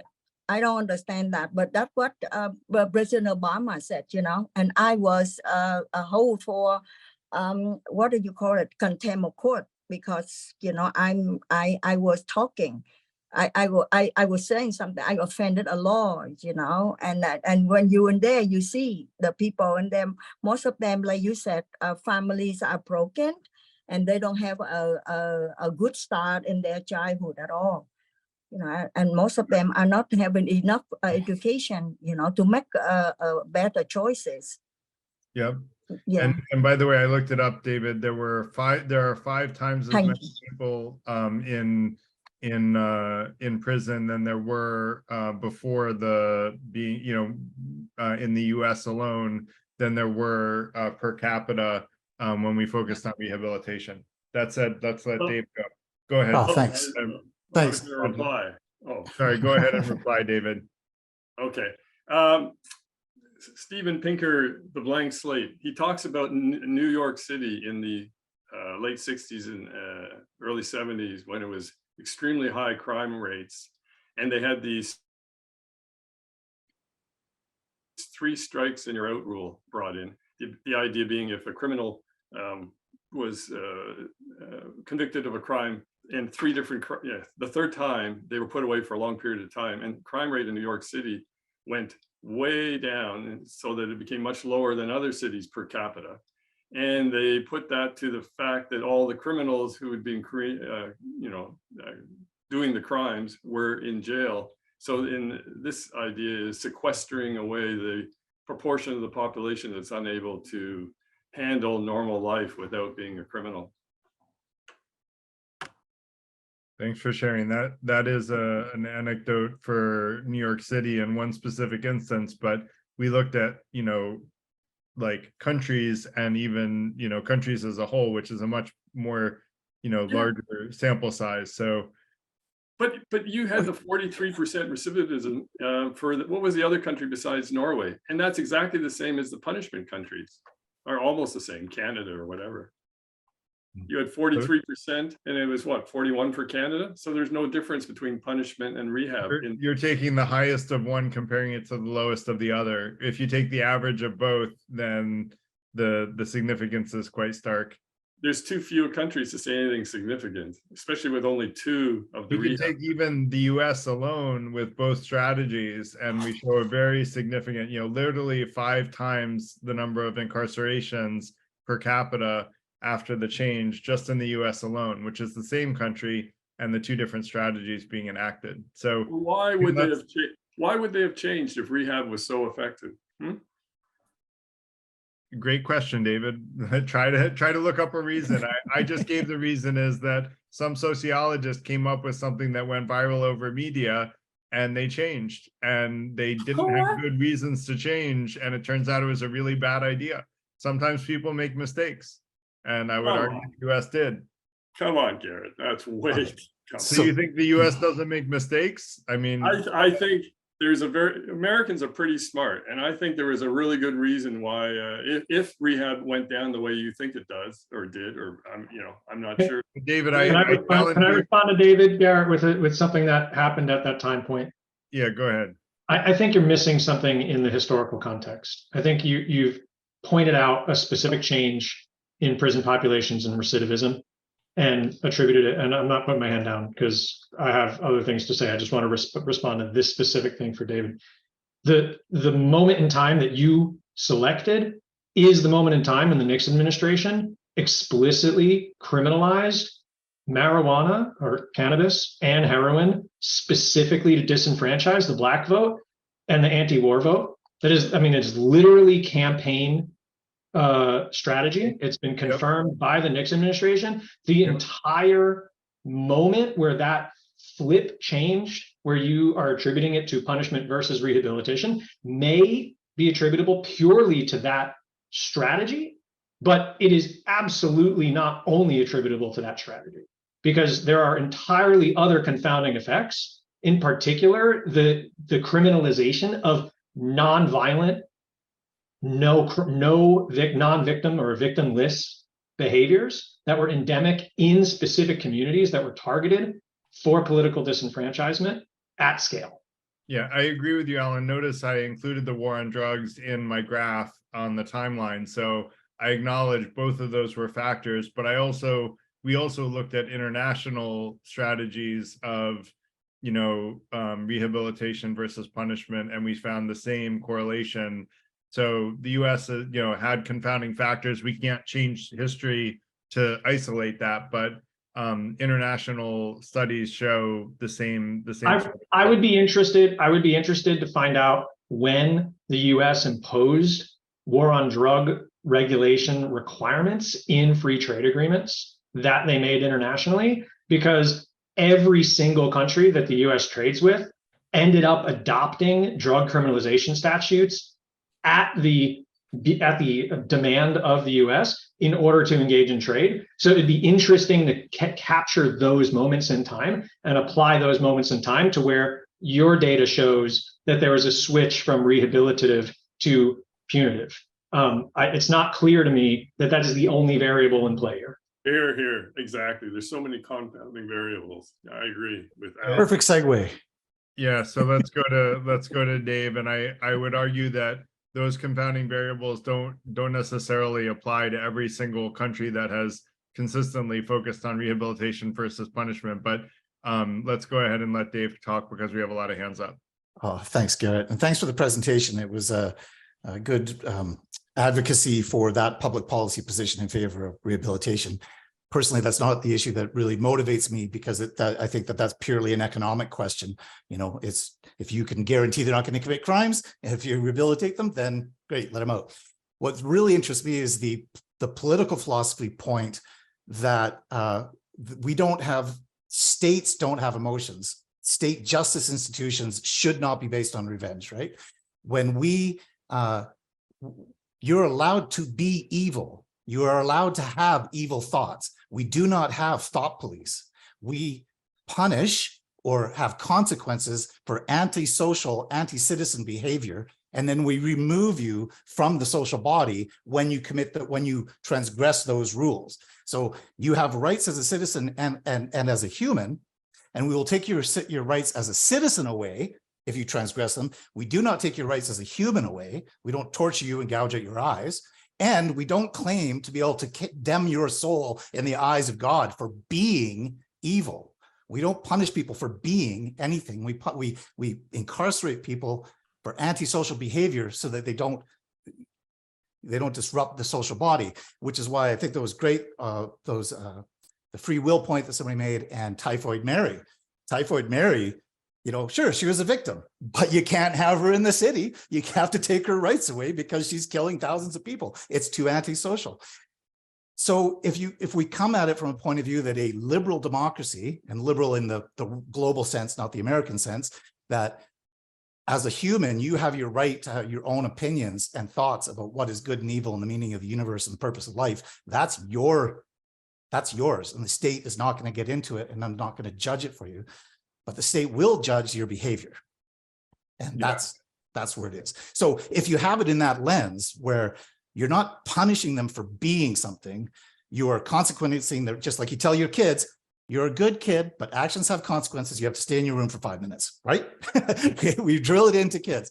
So if you come into that from that point of view and you go, sure, some actions are so antisocial that we're going to put you in a small box for the rest of your life. You are not getting out. There is no rehabilitating the guy who killed all those kids in Norway. Like, forget it. You're just locked away. Still not judging him for being evil, but you can't stay here. You have to go, you have to stay in that little box. So then at that point, if we come at it from that point that our state institutions, you know, we don't have thought police, our state institutions should not be based on revenge, that this is about antisocial behavior for the health of the body politic, then questions about whether to rehabilitate or incarcerate are purely economic, right? If it works, rehabilitate. If it doesn't work, keep incarcerated. The goal is not to condemn them for being something, it's to protect the social body from their antisocial behavior. And that's it. Yeah. Thanks. And the only other thing I'd say, yeah, I think that's enough. That was great, Dave. I really appreciate that. And I think that's an absolutely great point, and I agree with you 100%. So, Remco. Oh, Garrett, you know, one thing that came out listening to the conversation so far, I'm really, really sorry missing out on your critical thinking conversation, because I'm hearing a lot of analytical sort of mindset. You know, it's numbers and needing to control, and then you're missing something. Something big is missing. I think in this whole conversation, something big. Now, just look at the United States versus your northern neighbor. Why is it that the incarceration rate in Canada is 1/5? 1/5. It's 5 times higher in the States. Why? And not only that, as you had in your table there, your recidivism rate, you know, it's about 1/4 higher. Now that should ring alarm bells that something is wrong with the way you're thinking. Critical thinking is something that needs to be sort of unpacked here in this conversation. I'm going to jump a little bit around and I'll get to the point. Look at Portugal. When Portugal was in strife back in the early 2000s, it was in financial strife. It was one of the poorer countries in Western Europe. And one of the things they did was they decriminalized drugs, personal possession of drugs. And you know what? After a little bit of instability for a few years, today the death rate, the personal death rate from drug use is 1/50th of what it is in Scotland. Okay, I'm taking an extreme case. The criminalization rate has fallen from, I think, look, I'm talking from memory from some years back, from about 70% down to about 30% of those that are in prison. You know, the crime rate has fallen.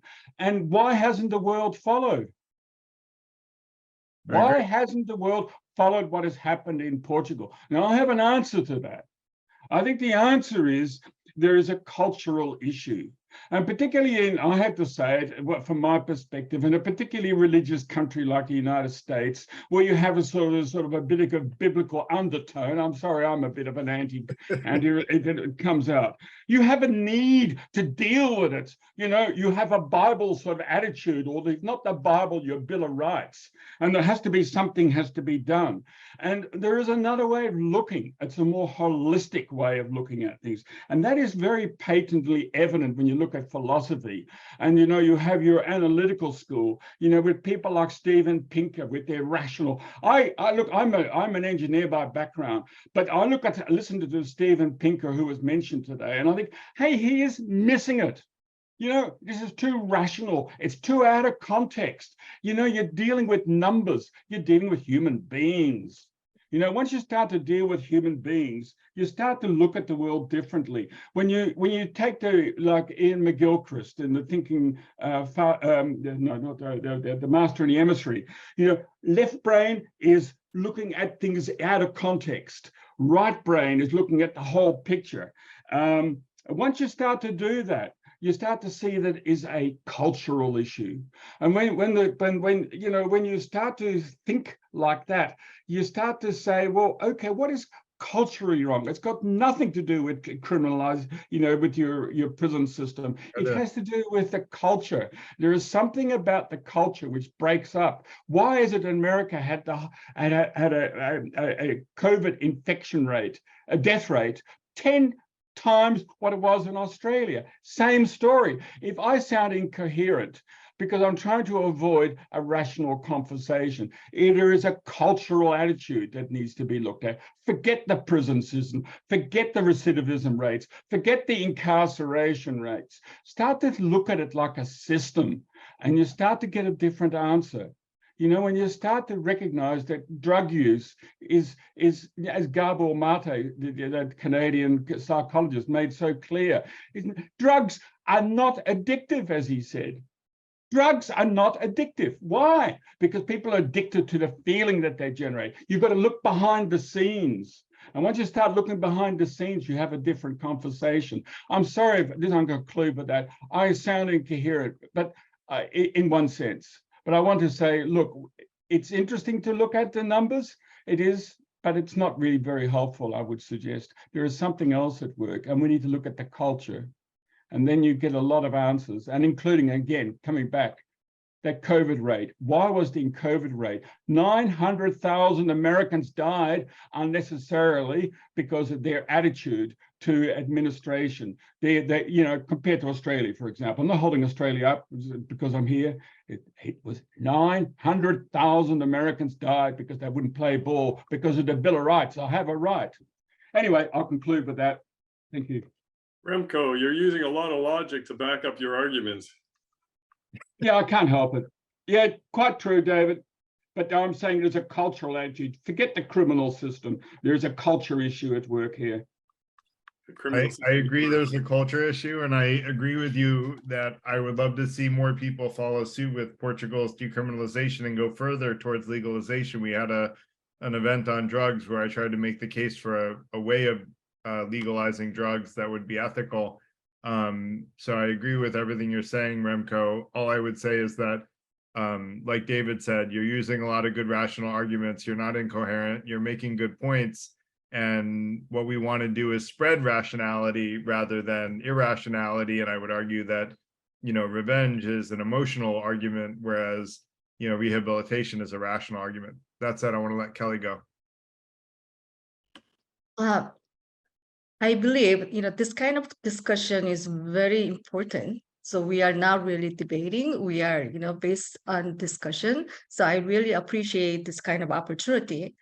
And through your research presentation, it looks like have the prisoners acquire the necessary skills based upon, you know, their aptitude, you know, whatever. It's very critical to reduce the relapse, you know, repeated offense. Then, you know, yeah, David, you know, mentioned why we cannot do that, you know, the focus on rehab, because the economic, you know, reason. I think, you know, there is a number one, along with other upbringing and all those kind of environmental they raised. So we have other countries. We have the example you said, Norway. I'm so sure Norway is not the only country has the low recidivism rate. Then why don't we make the benchmark, then study them, then implement their system to adapt to in the US systems. So if this is my questions, there is any organization or any politicians trying to shift from punishment to rehabilitation. So do you know any person who is really focused on to change our public policy to shift this direction? Or we're gonna go, this way forever. So I mean, the short, in the short side, it looks like punishment is less less costly. But in the long time, I think rehabilitation will gonna be a much better, the system. Yeah, I agree with you, Kelly. And there were actually a bunch of other Norwegian, like Iceland and Sweden and others that had very low recidivation rates, but I couldn't find enough evidence that they were focused on rehabilitation, although anecdotally, I've always heard that they are. And so there were a lot more data points, but I didn't want to present them because I couldn't solidly, logically defend that they were focused on rehabilitation. With a definitive enough perspective. So, but there were a lot of other data points that led in that direction. So, Adam, go ahead. All right, thanks. There's a lot of good points. I can't really more argue of how can the things be changed from the ground level, but the after level, like, well, how can this be effectively changed with legislation? And it can't. There are too much incentives for the way that things are, and it will be arduous just to even try and just to put like mental health needs, therapy, and everything, the expensive route. You're asking like to be open for the entire DSM-5 to help people in prisons. Do they have them? Of course they do. Can they treat them all? That's impossible. The money, we're already in a debt ceiling that is just too high for other needs, and nobody's going to be thinking about prisoners first and foremost. But if there was going to be any kind of advocacy, anything at all, try just one of the DSM-5s. Even if the person doesn't even have that disorder, it could teach them a lot more how to have foresight in organization. And I'm talking about ADHD. 26% of people in prisons have a marker of ADHD. So if that could really make a dent of the prison system, it will be that. And it will only focus on one psychological need that could help even the average person. The organization, foresight, reasons why they're so impulsive, and how to take care of themselves with stimulation, because ADHD doesn't has a direct link to having a compulsive disorder to start drinking substance, doing drugs. And I forgot what I was about to say, one more thing. And if people, and I've seen in 12-step groups, a high percentage of people who go to these groups have ADHD. They love the structure. They love the accountability. They want to continue doing that.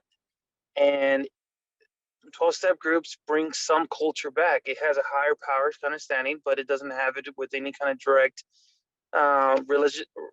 It doesn't connect to any religion. It just says higher power. So then relating it to any other kind of prison network outside of that, one, geography, we're big as hell. Two, we're the biggest economy in the world. So there's no there's no relation towards the other relating it to other places, and there's no way to pass that to legislation because it's going to be too arduous to even try. That's my 2 cents. Thanks. Thanks, Adam. If I remember right, you're going into a field similar to this, and I would argue that, you know, thinking that there are too many incentives for the way that things are and that things can't change is a little defeatist. I would encourage you to have hope that we can create a better world if we fight for it, but it's not going to happen if we don't fight for it, because if we don't fight for it, people who are fighting for the status quo are going to get their way. If we fight for a better future, we actually have a hope of a better future. And I would only go back on that with saying that I have hope, but the United States legislation is built for, as the Republic, to be a very arduous kind of movement of anything. And it kind of was built like that because of how they were trying to avoid tyranny and too much power going one way. Either Democrats nor Republicans are looking for the favors of prisoners.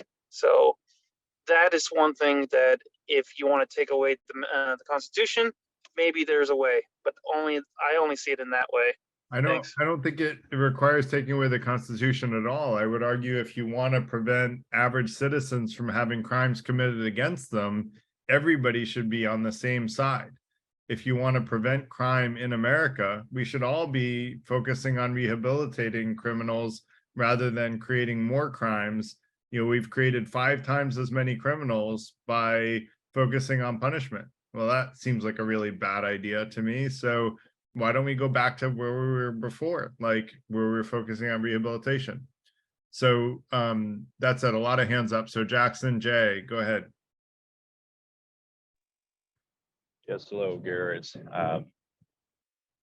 I enjoyed the presentation. I joined about halfway, not halfway through, but several minutes into the discussion, so I probably missed some key facts that you pointed to. I apologize if there's any background noise here. I'm riding in a car right now. But to kind of come at it from the front door rather than the back door, I'm curious what something like this might do to the psychology of like a would-be a criminal or a would-be criminal if there was a major shift in the style of a major shift from punishing to rehabilitating, and everybody starts to become aware that that is the prison system, rehabilitation. It's not as punitive. It's not really as bad. What could that do to somebody who is faced with potentially committing a crime? Where how much does a punitive criminal justice system prevent somebody from taking up a gun, robbing a bank? They might think, "Oh man, I don't want to go to prison. That's horrible. It's a horrible place to be. I don't want to be one of those people. I don't want to go there and maybe get out someday and never get a job again, because that's the system we live in. It's very tough, maybe even impossible to get a job as a criminal, rather than making it more of a rehabilitative place, the criminal justice system, and making it easier for a criminal to get a job. What would that do to the would-be criminal? They think, well, I can maybe commit this crime here. I can go to a place where I can maybe get rehabilitated, get better, maybe even find myself in a better circumstance than I am in now, a better setting than I am in now.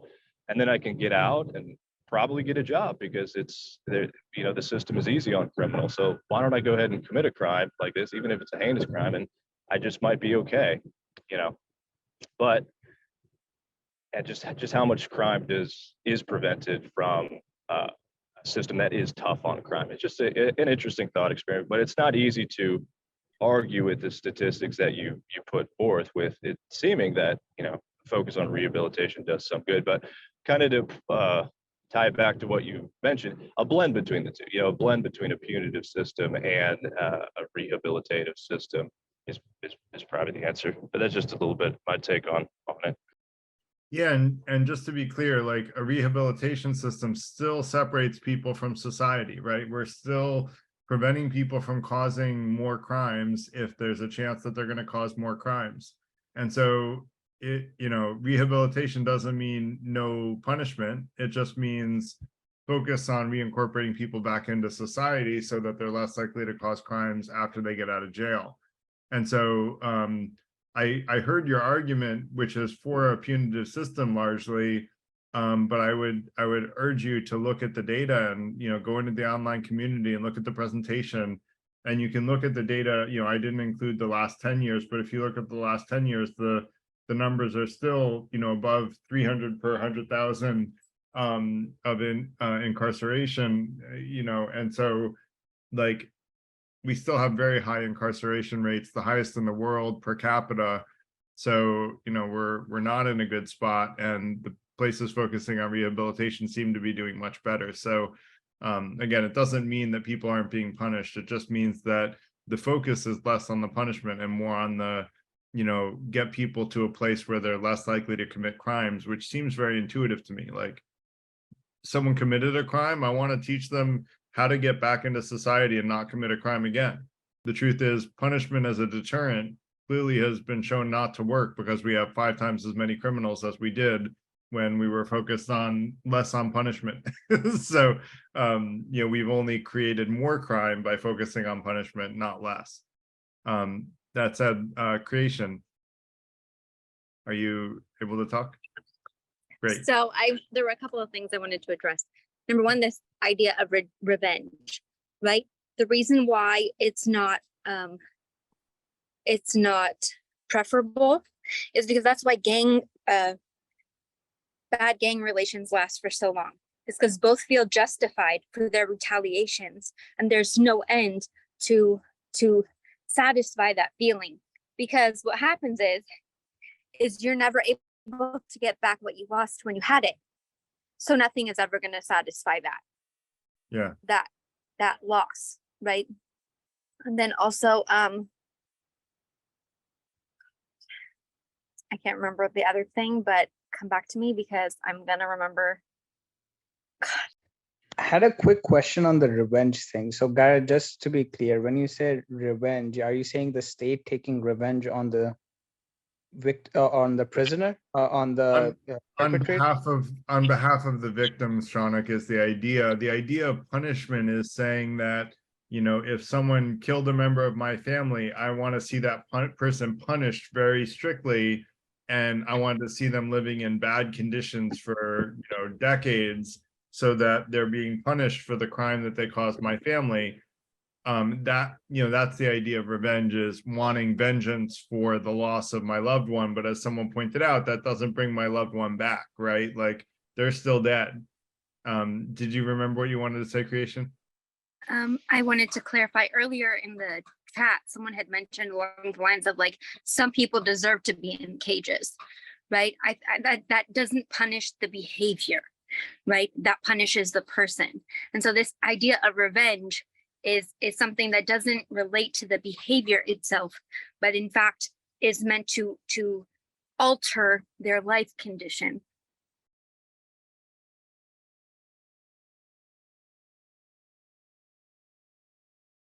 And yeah, I think your point about revenge is really well made, Creation, in that revenge, like it's an eye for an eye makes the whole world blind, right? And if we continue to act on revenge, it's like drinking to satisfy hunger. It doesn't work, and it doesn't solve the problem. What it does is it ends up causing more crime, and that's not, I don't think, a direction that any of us want to see things go in, and it's the direction we're in right now. So, I'm arguing we should shift course, and let's see what Shaunak has to say about all this. Thanks, Garrett. Just wanted to revisit some of the points. I do believe that there's a case to be made for rehabilitation, but I just want to support Al's point. That I think the problem is more of a feeder problem than coming out of the system problem. So what Al said, that it's mostly the drug issues that are so many petty crime people are in high security prisons these days. And on top of that, it's also what you had also mentioned, that it was like a large percentage of these of the prisoners are actually coming from broken families. And I think that is one of the major problems as well. It's just like, from what I read somewhere, it was like 90 to 92% of prisoners are actually coming from fatherless homes. That is more of a bigger problem than, the rehabilitation issue. Once they're in it, then we have the responsibility to rehabilitate them. The main solution should be to not get them into the prison system in the first place. And one of the main things is the fatherless home issue. Now, it's a different question, and it's a big discussion why this fatherless issue is there. There's a lot of background on that as well. And some people also mentioned in the chat that, there's an incentive for people to be, to keep people in prisons for the slave labor argument, basically, that has been pointed out. And that's a very strong incentive as well. But anyway, what I'm trying to point at, it's rehabilitation comes in once you put the person in the prison. It's more of a feeder problem. You're feeding so many people into the system that it's becoming difficult to get them out of the system in the first place. And just on another point, I just want to give you a quick story as a devil's advocate for, this rehabilitation issue. I did see one of those videos about Norway's rehabilitation system. And, just by seeing, and this prisoner was basically a criminal, he murdered a whole family, basically. And yet this person was allowed to stay in, Norway's, he wasn't given the death sentence. He was allowed to stay in Norway's top, their prisons basically look like 5-star hotels. And even though he is the heinous of crimes, he was allowed to take college courses and whatnot, and actually come out of the prison and roam around freely in the city. His only obligation was that he had to be back. He had a curfew, basically. Now, when I look at rehabilitation systems like that, and I was just reading through the comment section, and how insightful comment sections can be. There was justified, I would say, somewhat of justified anger in the comment section, which said that, does it seem right that a person who had committed such a heinous crimes is allowed to live, get such kind of rehabilitation, live in 5-star accommodation, be allowed to roam around during the day, and have a job even afterwards?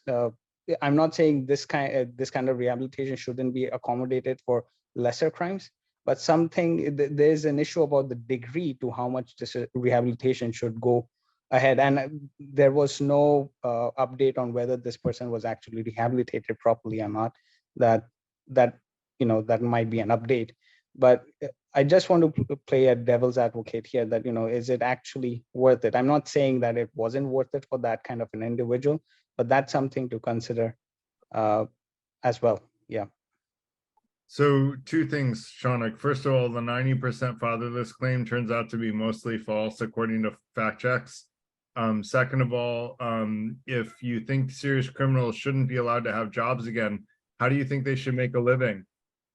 I'm not saying serious. Okay, so when I said, see, I'm not making a value judgment on that. I'm just telling you the story about what happened. I'm saying what the people in the comment section were saying as well. Now, somebody, as I would say murder is a heinous crime, right? And to allow that kind of a person, as you had pointed out, as well, to allow that kind of a person outside again is somewhat risky. And what's more risky is, he hasn't finished his sentence, but according to Norway's system, they are way, way liberal that they're allowed to leave out. I don't know if it works or not. I'm not making a value judgment. I'm just telling the story here. So I don't know if to that degree, that kind of rehabilitation to that degree works or not. And you pointed out that, during the 60s, when rehabilitation was the purpose of the prison system, it worked. I would just like to know if you have any information, like what kind of rehabilitation was actually implemented during those days compared to modern times. I personally speaking, I do believe, there is a case for rehabilitation. I think it's necessary. The prison system in the US is pretty broken. But my contention is more of a feeder problem, and 90% might not be right. But I'm saying it's an extreme high number, and the main problems are like fatherless About homes. 60% is what I read in the fact check, but I looked at it briefly. So I'll put the article that I read in PolitiFact in the chat so that you can read it. I recommend fact checking anything that sounds like very surprising to you, because you'll be surprised at how much misinformation is thrown out there. As far as whether or not you said you don't know if Norway's system is working or not, but they have the lowest recidivation rate in the world. So why would we think that, like, what reason do you have to believe that Norway's system is not working? I'm not saying it's not working. What I'm just, you don't know if it's working, Shaunak. Why do you not know when they have the lowest rate of criminals causing crimes again after they get let out of prison? Why is it not clear that it's working?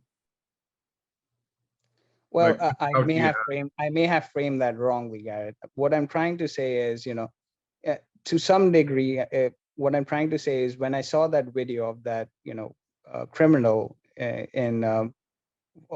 they were talking about in the Norway system, that my question is also to some degree, does it seem right that this person is getting this many favors, or not favors, so many amenities provided to him, when a similar poor person outside who has not committed any crimes does not get the opportunity to study that way? Okay, Norway system is different. They have a better education. Why would you think they don't get that in Norway? They do. So they're very good to people from poor socioeconomic areas, and they give them a lot of opportunities because they were born into difficult circumstances, and as a society they recognize that, and that's part of why they're that's good better society than us. That's pretty good. Another issue is what people were talking is, this person gets to live in such a, let's say, comfortable existence in the prisons. The prisons themselves feel like 5-star hotels, to be really honest. And the other fact was, this person was actually allowed to leave the confines. He basically had a curfew. So those were the limitations. And it seemed, I'm not saying what they're doing is right or wrong. I'm just saying, when you read the comments, you can understand some of the anger that those people were having. That's all. I do believe that rehabilitation is important. It's necessary. But again, coming back to my original point, I think it's more of a feeder problem than a rehabilitation problem. Sorry. I do want to move on because we have a lot of hands up, but I just posted a link to pictures of prisons in Norway, and they don't look anything like the 5-star hotels that I've stayed in. So I don't think you're right that there are 5-star hotels or that they look anything like them at all whatsoever. They look at, not even nearly as nice as a Motel 8, which I've also stayed in. So please look at the pictures and then compare that to 5-star hotels. Nancy, go ahead. I exaggerate, my bad. I'm just saying they're pretty good. That's all I'm saying. Let's let Nancy go, Shaunak, and take a look at the pictures before you say they look pretty good. And then tell me if, go ahead, Nancy. Go ahead, Nancy. Want to talk about who's in prison. Let's talk about percentages and such, if I may. Yeah. 47%, I'm going to change that number into a very large percentage, okay? Because you can may get different numbers when you do your fact checking. Of the juvenile inmates belong to a gang, okay? Prisons are breeding grounds for gangs. They show that 60 to 68% of the inmates have gang affiliation. Let me define affiliation. If they aren't a member of a gang when they're in there, becoming or having affiliation with a gang, okay, allows them to survive while they're there, okay? And then to look at the revenge aspect, isn't that the breadth and depth of the gang existence? An example would be a gang was basically the same as organized crime. the mafia. The mafia's existence was based on revenge, right? So basically gangs flourish in jail or while they're incarcerated, and they continue to conduct their business while they're incarcerated. Also looking that in regards to gangs, do not consider themselves as antisocial behavior. It's survival lifestyle for them. And to give it another example, it's just in the Chicago area, or if you've listened to nationally, the carjackings were being basically led by gangs who had 13, 14, and 15-year-olds going in and doing the carjackings. Obviously, it's not hardcore prison time, so to speak. So it's really, you know, what's sitting in our prisons. And, you know, you look at, again, being able to rehabilitate. Again, it's what are they going back to?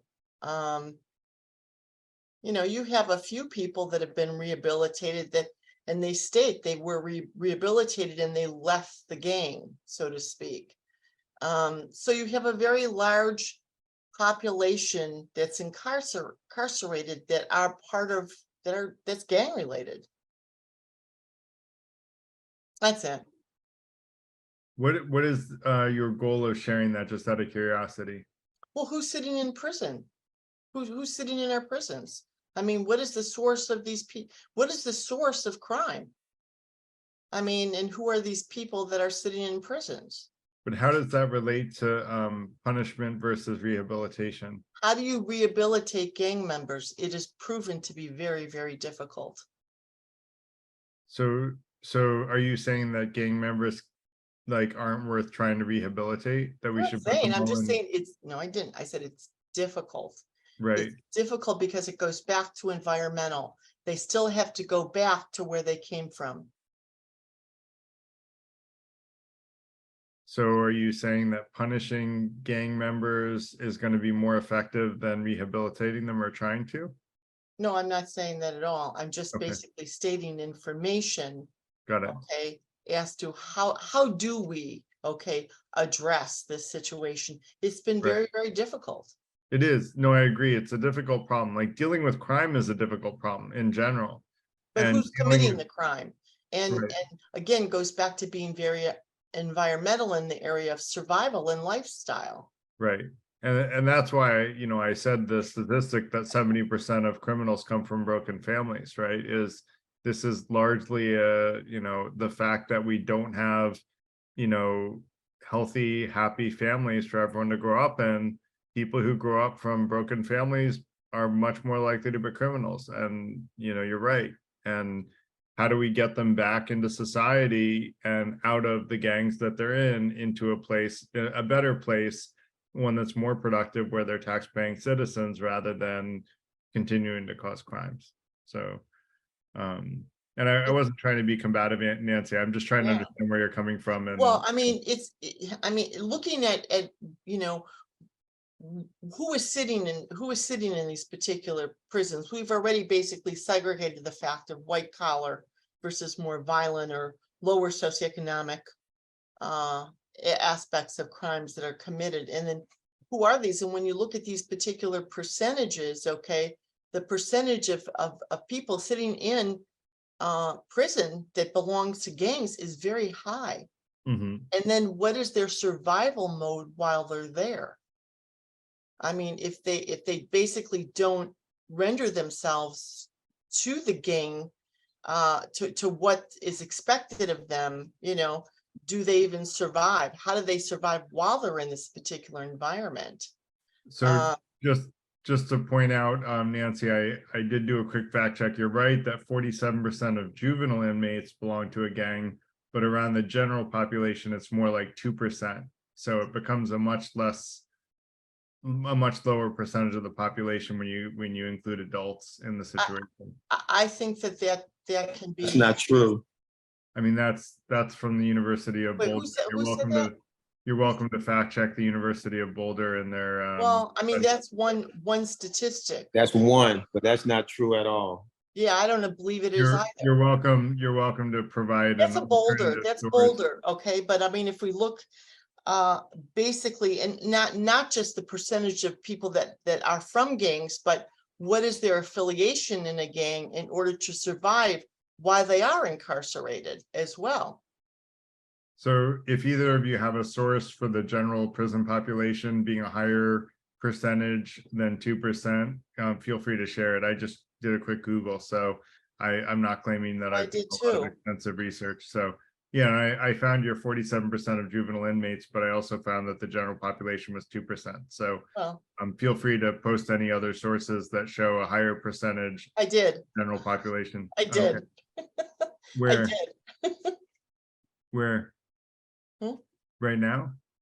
No, when I presented it to you, the percentage that I provided you wasn't from Boulder. It was more of a you talked about 47% of juvenile candidates, which right, and that number, I got the 60 to 68% of inmates that have gang affiliation from the same place that I received the 47% of juvenile inmates to be accurate. Go ahead and post your link in the chat. Oh, I don't have, I Googled it. I don't have it anymore. You can go into your Google history. Go ahead and post it. It's a, go ahead, Bill, and go next.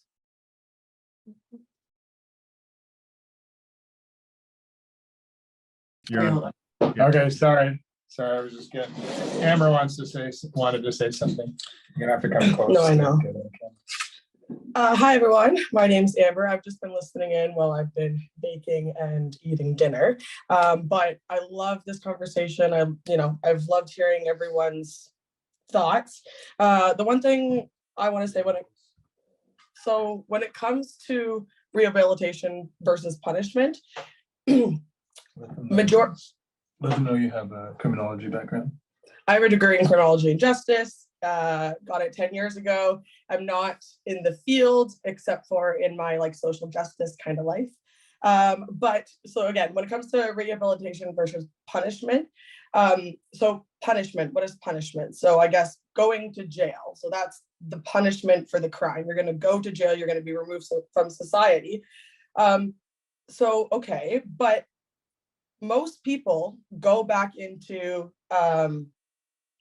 most criminals who go to jail go back into society. Now, I don't have my statistics at all right now.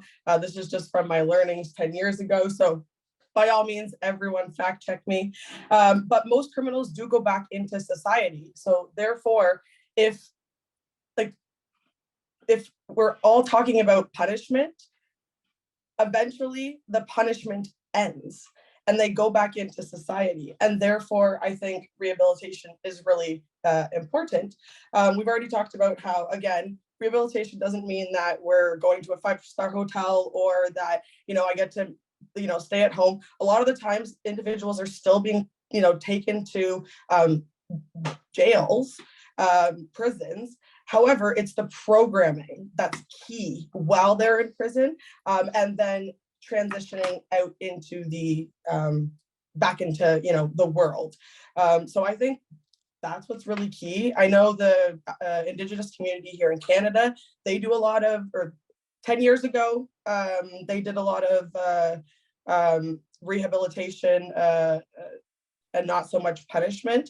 And I know they involved the victim and the I guess the perpetrator, the families, and it was really like a inclusive environment to help kind of everyone heal, not also the victim, because unfortunately in our justice system, the victim often gets forgotten. We hear about the trials, we hear about the restorative justice. Oh, thank you, Al. Oh my God, thank you. Yes. Bringing back school days. This is awesome. But because I got so excited, I lost my train of thought. Where was I? No. You know what? I'll leave it there. As I said, Thanks, everyone. I'm really, it's been really exciting to listen to you all. So, and thanks for letting me be a part of this. Thank you for your Garrett. comments, Amber. Appreciate it. I'm gonna And just keep going. Go ahead. I was just gonna say, before I go, I don't have a lot to say. I think everybody made some really good comments. I just did want to comment on the concept of deterrence. Punishment is not a deterrent. Even capital punishment is not a deterrent. It's well documented that countries that abolish capital punishment see a lower murder rate afterwards. There's even been an argument to say that extreme punishment is a way of justifying vengeance in general. If the goal is vengeance, you're creating a vengeful society. In the case of capital punishment, you're basically teaching everybody or setting a tone that is saying it's okay to kill somebody if you're pissed off enough, and that unfortunately flows through society and ends up creating potentially creating a larger crime rate. And then with regards to the 5-star hotel argument, nobody, once again, from a deterrence perspective, nobody is sitting there deciding, you know what, I'm going to rob this gas station because I want to go to prison and get free meals. Like people are robbing gas stations or killing people or doing whatever the crime there is out of need per se. Like, I'm angry at this person, they've done something bad, I'm going to kill them, or I need to feed my family, or I just got fired, or whatever it is. I'm gonna or as we were talking, somebody was talking earlier, Nancy, I guess, was talking about you're in a gang kind of thing, and you're pushed towards it. So the point I'm making is nobody is making a decision not to commit a crime because of the fear of the punishment they're going to get, or the thought that I'll get some benefits out of this by being in jail. Yeah, great points, Bill. And hey, Garrett. Yeah, go ahead. Did you want to respond to that, Robert? No, I wanted to make some general statements, if I might, because this has been a very interesting meeting. I see revenge is, well, we are a nation of, the United States is a nation of laws, and revenge is simply taking the law into your own hands. It's like vigilantism. It's where vigilantes, where a group takes the law into their own hands. Now, a comment on Norway. As far as I can see, Norway is probably a homogeneous culture, whereas the United States is just the opposite. It's a melting. It's not even a melting pot. It's an accumulation of enormous variations on special interests, different cultures, and our laws reflect that. I'll give you some examples. We have laws on drugs, but are you a drug user or a professional distributor? We have laws. We now have laws on abortions. Are you a person who's helping abortions, or are you supporting life no matter what? What about the rich versus the middle class versus the poor? These are all different cultures, and we have different laws to reflect each of those. And then the last one I can think of is we have gun laws. Are you a carrier? You're allowed to carry in some places, and in other places you are not. So so what is a criminal anyway? Which culture do you belong to? So to me, what were you talking about, Garrett? Rehabilitation. If you want to rehabilitate someone, you have to recognize what group you have to be tolerant of the group they belong to, and maybe help them out even though they are different. And I'll stop there.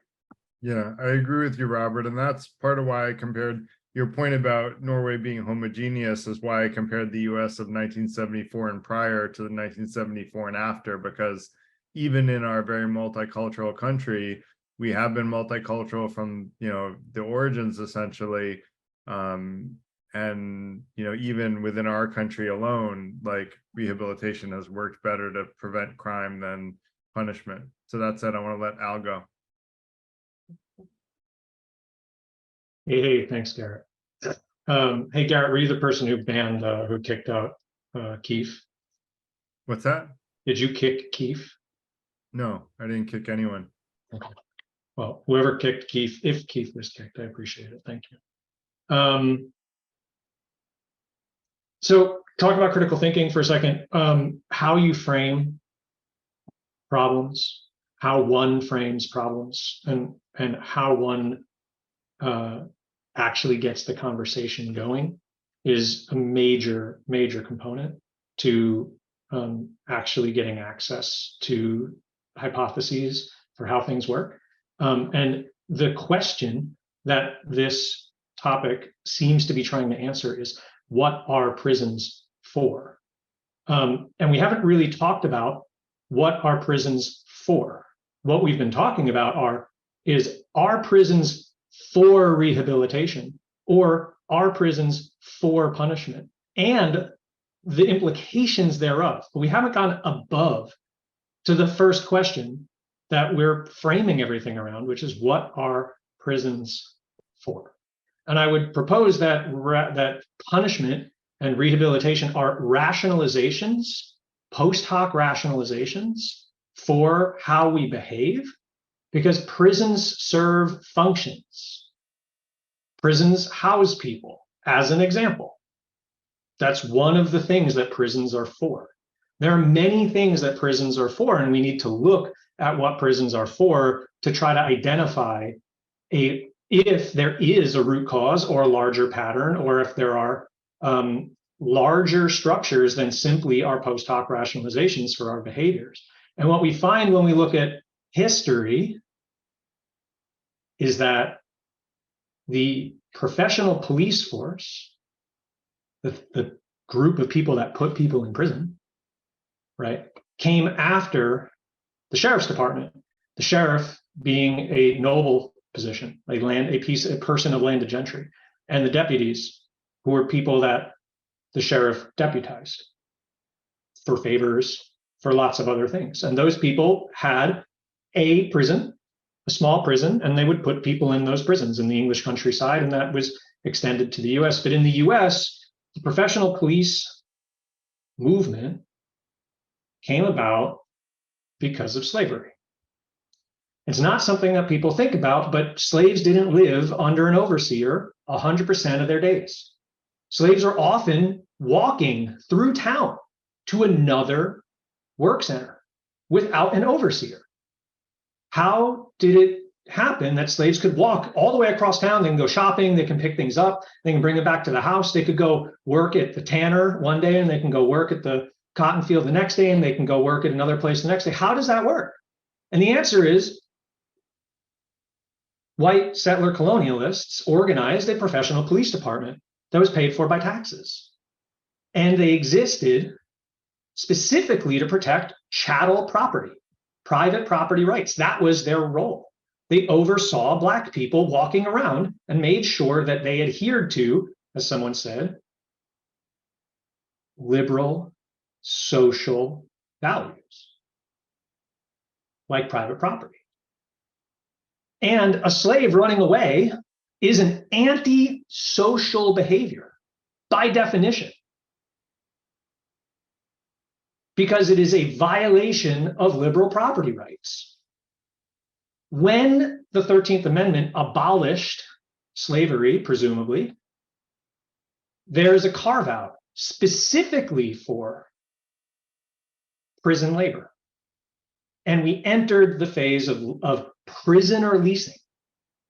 And in the years immediately after the passage of the 13th Amendment, prison population grew 10 times faster than the actual population of the entire country. 10 times faster. The prison population grew 10 times faster after the abolishment of slavery because there was an incentive. And that incentive led to the development of black codes.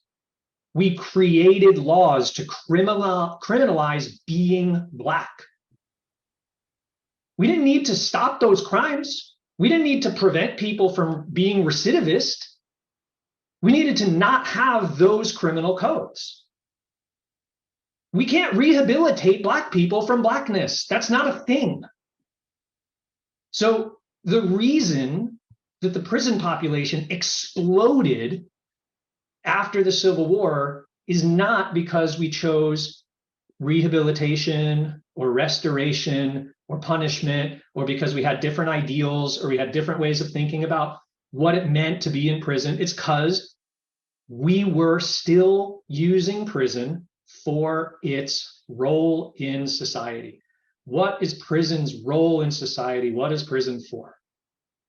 It is for social order. That is what it's for. It is for class warfare. It is for the dominance of the power structure to express itself and to maintain social order. And we've heard exactly that argument from people saying things like, we need to stop antisocial behavior. For the 3 minutes, sir, you talk too long. I don't like to talk about slavery. Sean, thank you very much. It's not related. Thank you very much, Sean. Thank you, Sean. Society Thank you, safe. Sean. So, No, okay. thank you, Sean. I Sorry, appreciate you the guys feedback. don't You have can put it in the guys, chat, Sean. guys. You can put it in the chat, Sean. Thank you. Relax, If you Al, you want handle to it. reply, Sean, add your little party hat and you can reply quickly. But we have a bunch of hands up and it's already 9 o'clock. So I want to get through the remaining comments very quickly. I would like to try to let everyone speak, but please keep it to under 20 or 30 seconds per person, because I've been up since 5, so it's been a long day. Thank you, Al, and appreciate your point. And I hope that while you might be right about what prison has been for, I hope that we can make prison for reducing crime in the future. And I didn't go back as far as the Civil War and the Emancipation Proclamation in terms of the criminal statistics, so I didn't see the change that you mentioned. So thanks for bringing that up. Abe, go ahead. Yes, I'll be brief, Garrett. Thanks. I'm looking at it from a completely different perspective. I agree with all what you talked about rehabilitation. Now I'm talking more about a solution. Now, how do you come up with a solution in which you have a legal system which is more or less privatized, and you have a legal system which owns equity in many of these prisons, and there is an incentive to put these people, give hard, harsh punishments which are unreasonable, and send these criminals to these prisons, and it only benefits the owners of these, the privatized owners, which are legal entities and judges. There are cases in which even judges have been put in prison because of giving these harsh punishments. So that's all I have to say. I'm talking about coming up with a solution which is really going to be a complete re-engineering of the social structure. Yeah, I'd like to see that kind of solution come about, Abe. So I appreciate that point. I think Bill wanted to jump in as well. Okay, let's try to keep it very brief.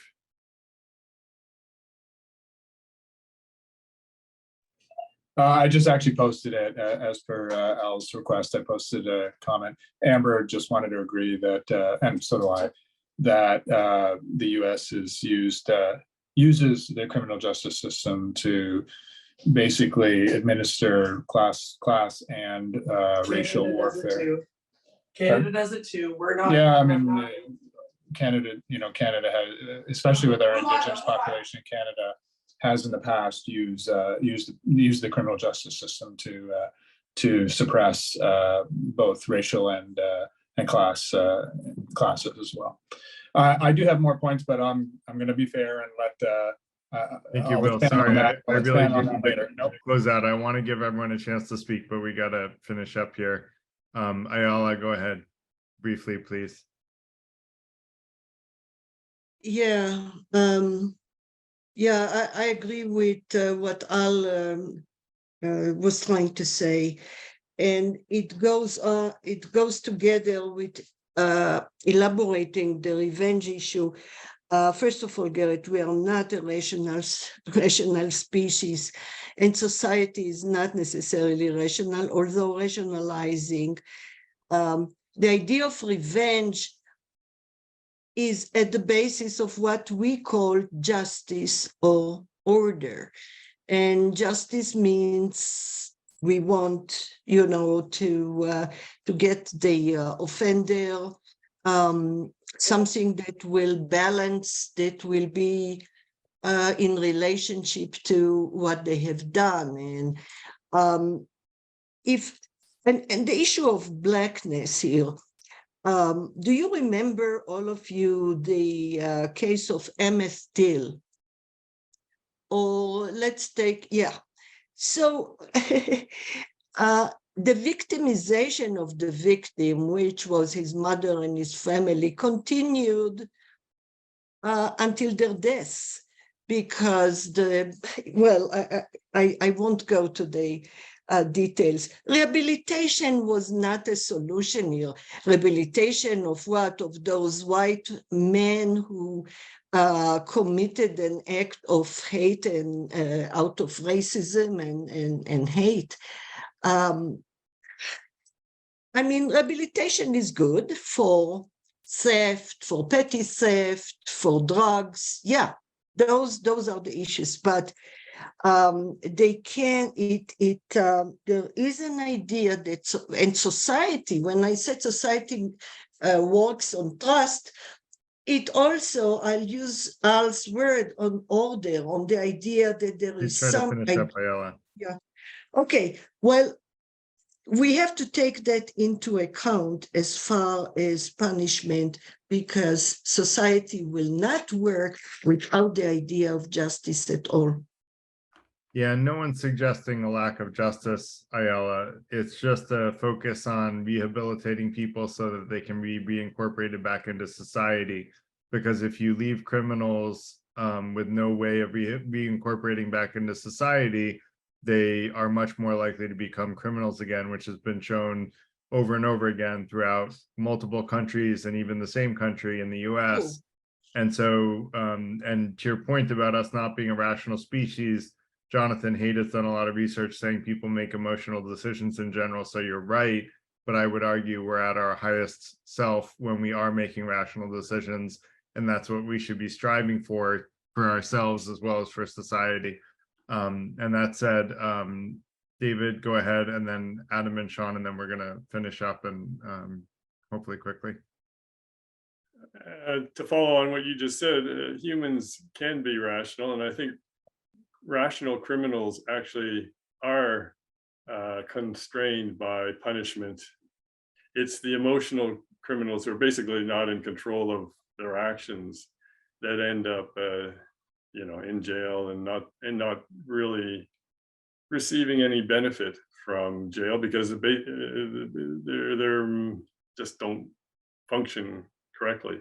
It's interesting you mentioned the statistic that 70% of criminals come from broken families, and yet you believe in free will.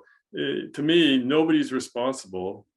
Even the most heinous criminal is not responsible for what he does, but I think that's irrelevant. If you just take, okay, nobody's responsible, but you have to bear the consequences of your action. So, it's a bit of a tragedy, right? You're born and you have these uncontrollable urges to do crazy stuff, and you end up in jail. Can you say that's your fault? I would argue no. It's unfortunate that you were born that way. But given that, what can we do to minimize the number of people in jail and maximize the positive lifestyles of the greatest number of people? I'm a utilitarian, and I think that's what you have to focus on. And the idea of, being responsible and not being responsible, to me, that's irrelevant. Yeah, I guess the way I look at it, David, is I think that it's up to our free will for those of us born to, fairly good families. Although I grew up poor, I had good moral parents. I would argue it's up to us to create better possibilities for people who grow up in broken families. And that's an act of free will as well, where those of us who are not, constantly at risk or under punishment can use our free will to give better opportunities to people who will naturally be steered in a bad direction without us using our free will to do good for the rest of society. So I think that's a very much an act of free will to acknowledge that. You're using a determinist argument to say you're saying those of us who were born in good families, ergo, we were created to be nice, and we try to help those who were born in families that were not good. I think you're projecting your own determinism onto me. That's, I'm saying that we can use our free will to do this or to not do this. It is up to us to determine, and I use my free will to try to do good in the world, and that's my choice. And other people pretend that they don't have free will and therefore don't. And I don't want to get into free will because that's a whole other topic for another night, which we've already done multiple times. So Adam, go ahead. And then Sean, and then we're going to end. Yes, hi. Thank you for having me one more time, but I'll be brief. I wanted to re-heighten the point of and like what David was saying right now. It's just like it doesn't help a lot of people with non-heinous kind of criminal issues, just problem situations. And this whole if I was raised in a better household and everything, and circumstances was right, kind of like a chicken or egg kind of question for me, and I'd rather get to the chicken part and just have grilled chicken afterward. What's the aftermath? What can we fix if parental structures are not there? Could be like China structure, where the 3/4 out of the year there's some kind of a school kind of institution, but I don't think I'll be in favor for that really. But I want to just briefly bring back the ADHD thing, the free will, and not going to really bring into a big conversation on that, but I want to say that substance use is the robbery of willpower. That is what pretty much one sentence explanation of addiction. ADHD, a person doesn't find a good way to moderate their focus power and their moderation and their motivations. That is another form of robbery of willpower. And people get into impulsively immediate gratification kind of stuff. Immediate gratification is whatever kind of thrill they'll be getting, and forming into a society where they actually reward people to be patient, work corporate jobs, work something with patience, communicate. It's not suitable for dynamic thinkers, and that is what's filling up a good chunk of the prison. So if that is actually like honed in and it's actually pushed through legislation, let's just work on that DSM-5 disorder, it will help. It will cut it in at least a quarter of all the worst kind of dynamics in there. And then my last point, there is a proper use of segregation in terms of I'm the one that brought up Typhoid Mary and everything. She had a disease and everything, and she needed to be confined civilly. Was it unlawful? Yeah.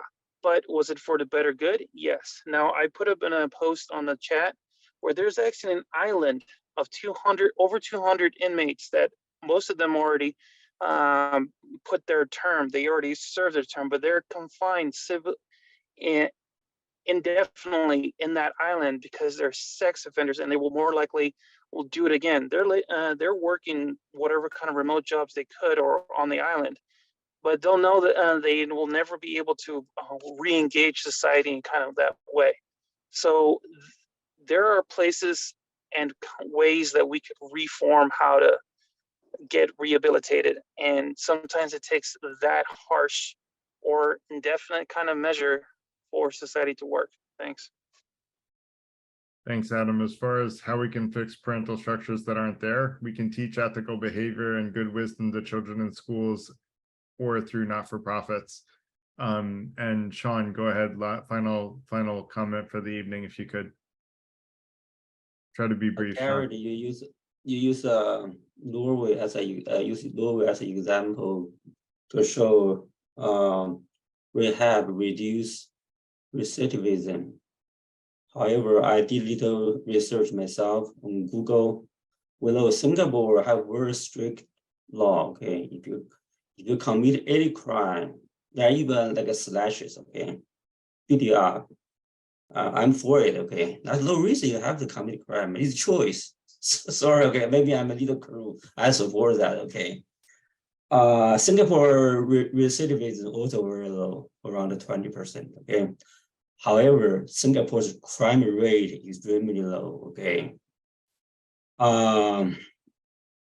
Earlier this month, I went to Mexico because in my mind, Mexico is not safe. Crime is it's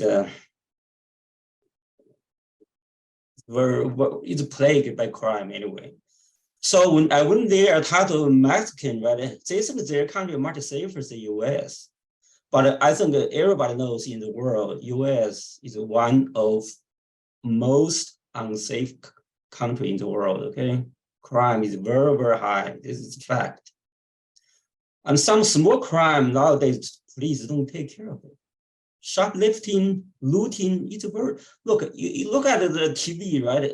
In California, a store just take, people just get in, take everything from the store, you know? That's how society works. Just look, I'm all for anything, rehab or whatever. If you can reduce the crime, that's fine, okay? I also believe second chance. Everybody make mistake. You give people a second chance.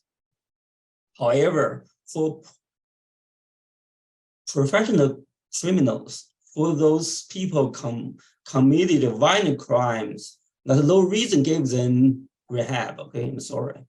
Small crimes, yes, we should, okay, give people a chance, especially young kids, that's true. That's how society works. If you commit a crime, you did harm to society, well, you should prepare to be punished, okay? Sorry, this is my stance. Thanks, Sean. Just so you know, like even in the, like Singapore is a very small country, a very not hugely statistically significant compared to the large number of countries that we compared. But even if you take Singapore as an example of where extreme harshness, they are very extreme in their harshness, where you get killed for drug offenses, you get lashes for chewing gum on the street, you know, they're extremely harsh. If you can have the exact same results while being extremely harsh versus being compassionate, which one were you going to choose to be? If you have the same results for being extremely harsh versus being compassionate, which one are you going to choose to be? I am going to choose to be compassionate to get the same results every time, 100% of the time. And truthfully, when it comes down to it, if you look at the US, the compassionate answer is actually giving much better results than the harsh results. Singapore is kind of an exception, and they are unusually harsh. That said, Yes. I do want to let people know that I really appreciate everyone for sticking around a little extra Just time. 1 minute, Gary. In terms of population, Singapore and Norway the same, around 5 million, okay? Singapore, much Compared to the safer. US, Singapore and Norway are both very small. Yeah, yes, this is why I and say, I this is why compared you the use US, Norway as an example, also not very significant, to be honest, okay? Statistically, not significant, because US, somebody already said Singapore is a homogeneous society, okay, number one, it's different from US. We have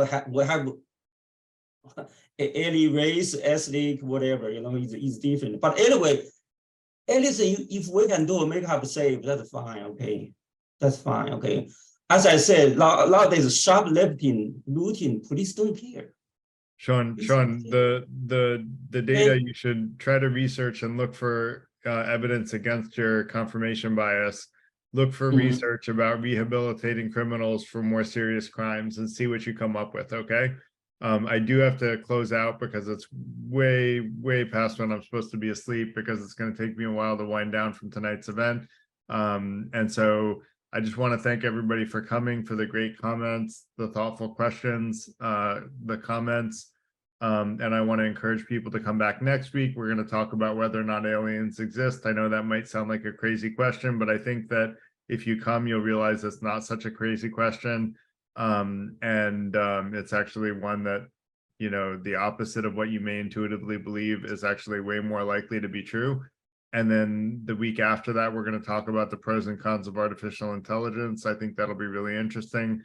That's one, you know, my computer science specialization was in artificial intelligence, and I use artificial intelligence and have throughout my career. So it's something that I know quite a bit about.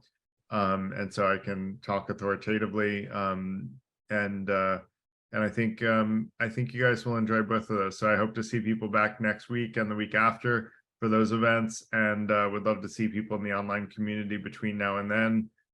Hopefully Ella's posted the links to the community.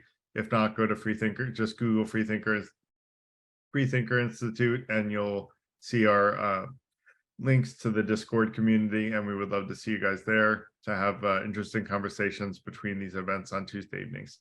So thanks a lot, everyone, for coming, for all the great comments and conversation, and hope to see you all at a future event. Thanks, Garrett. Take care, everyone. Thank Garrett. Bye-bye. Yeah.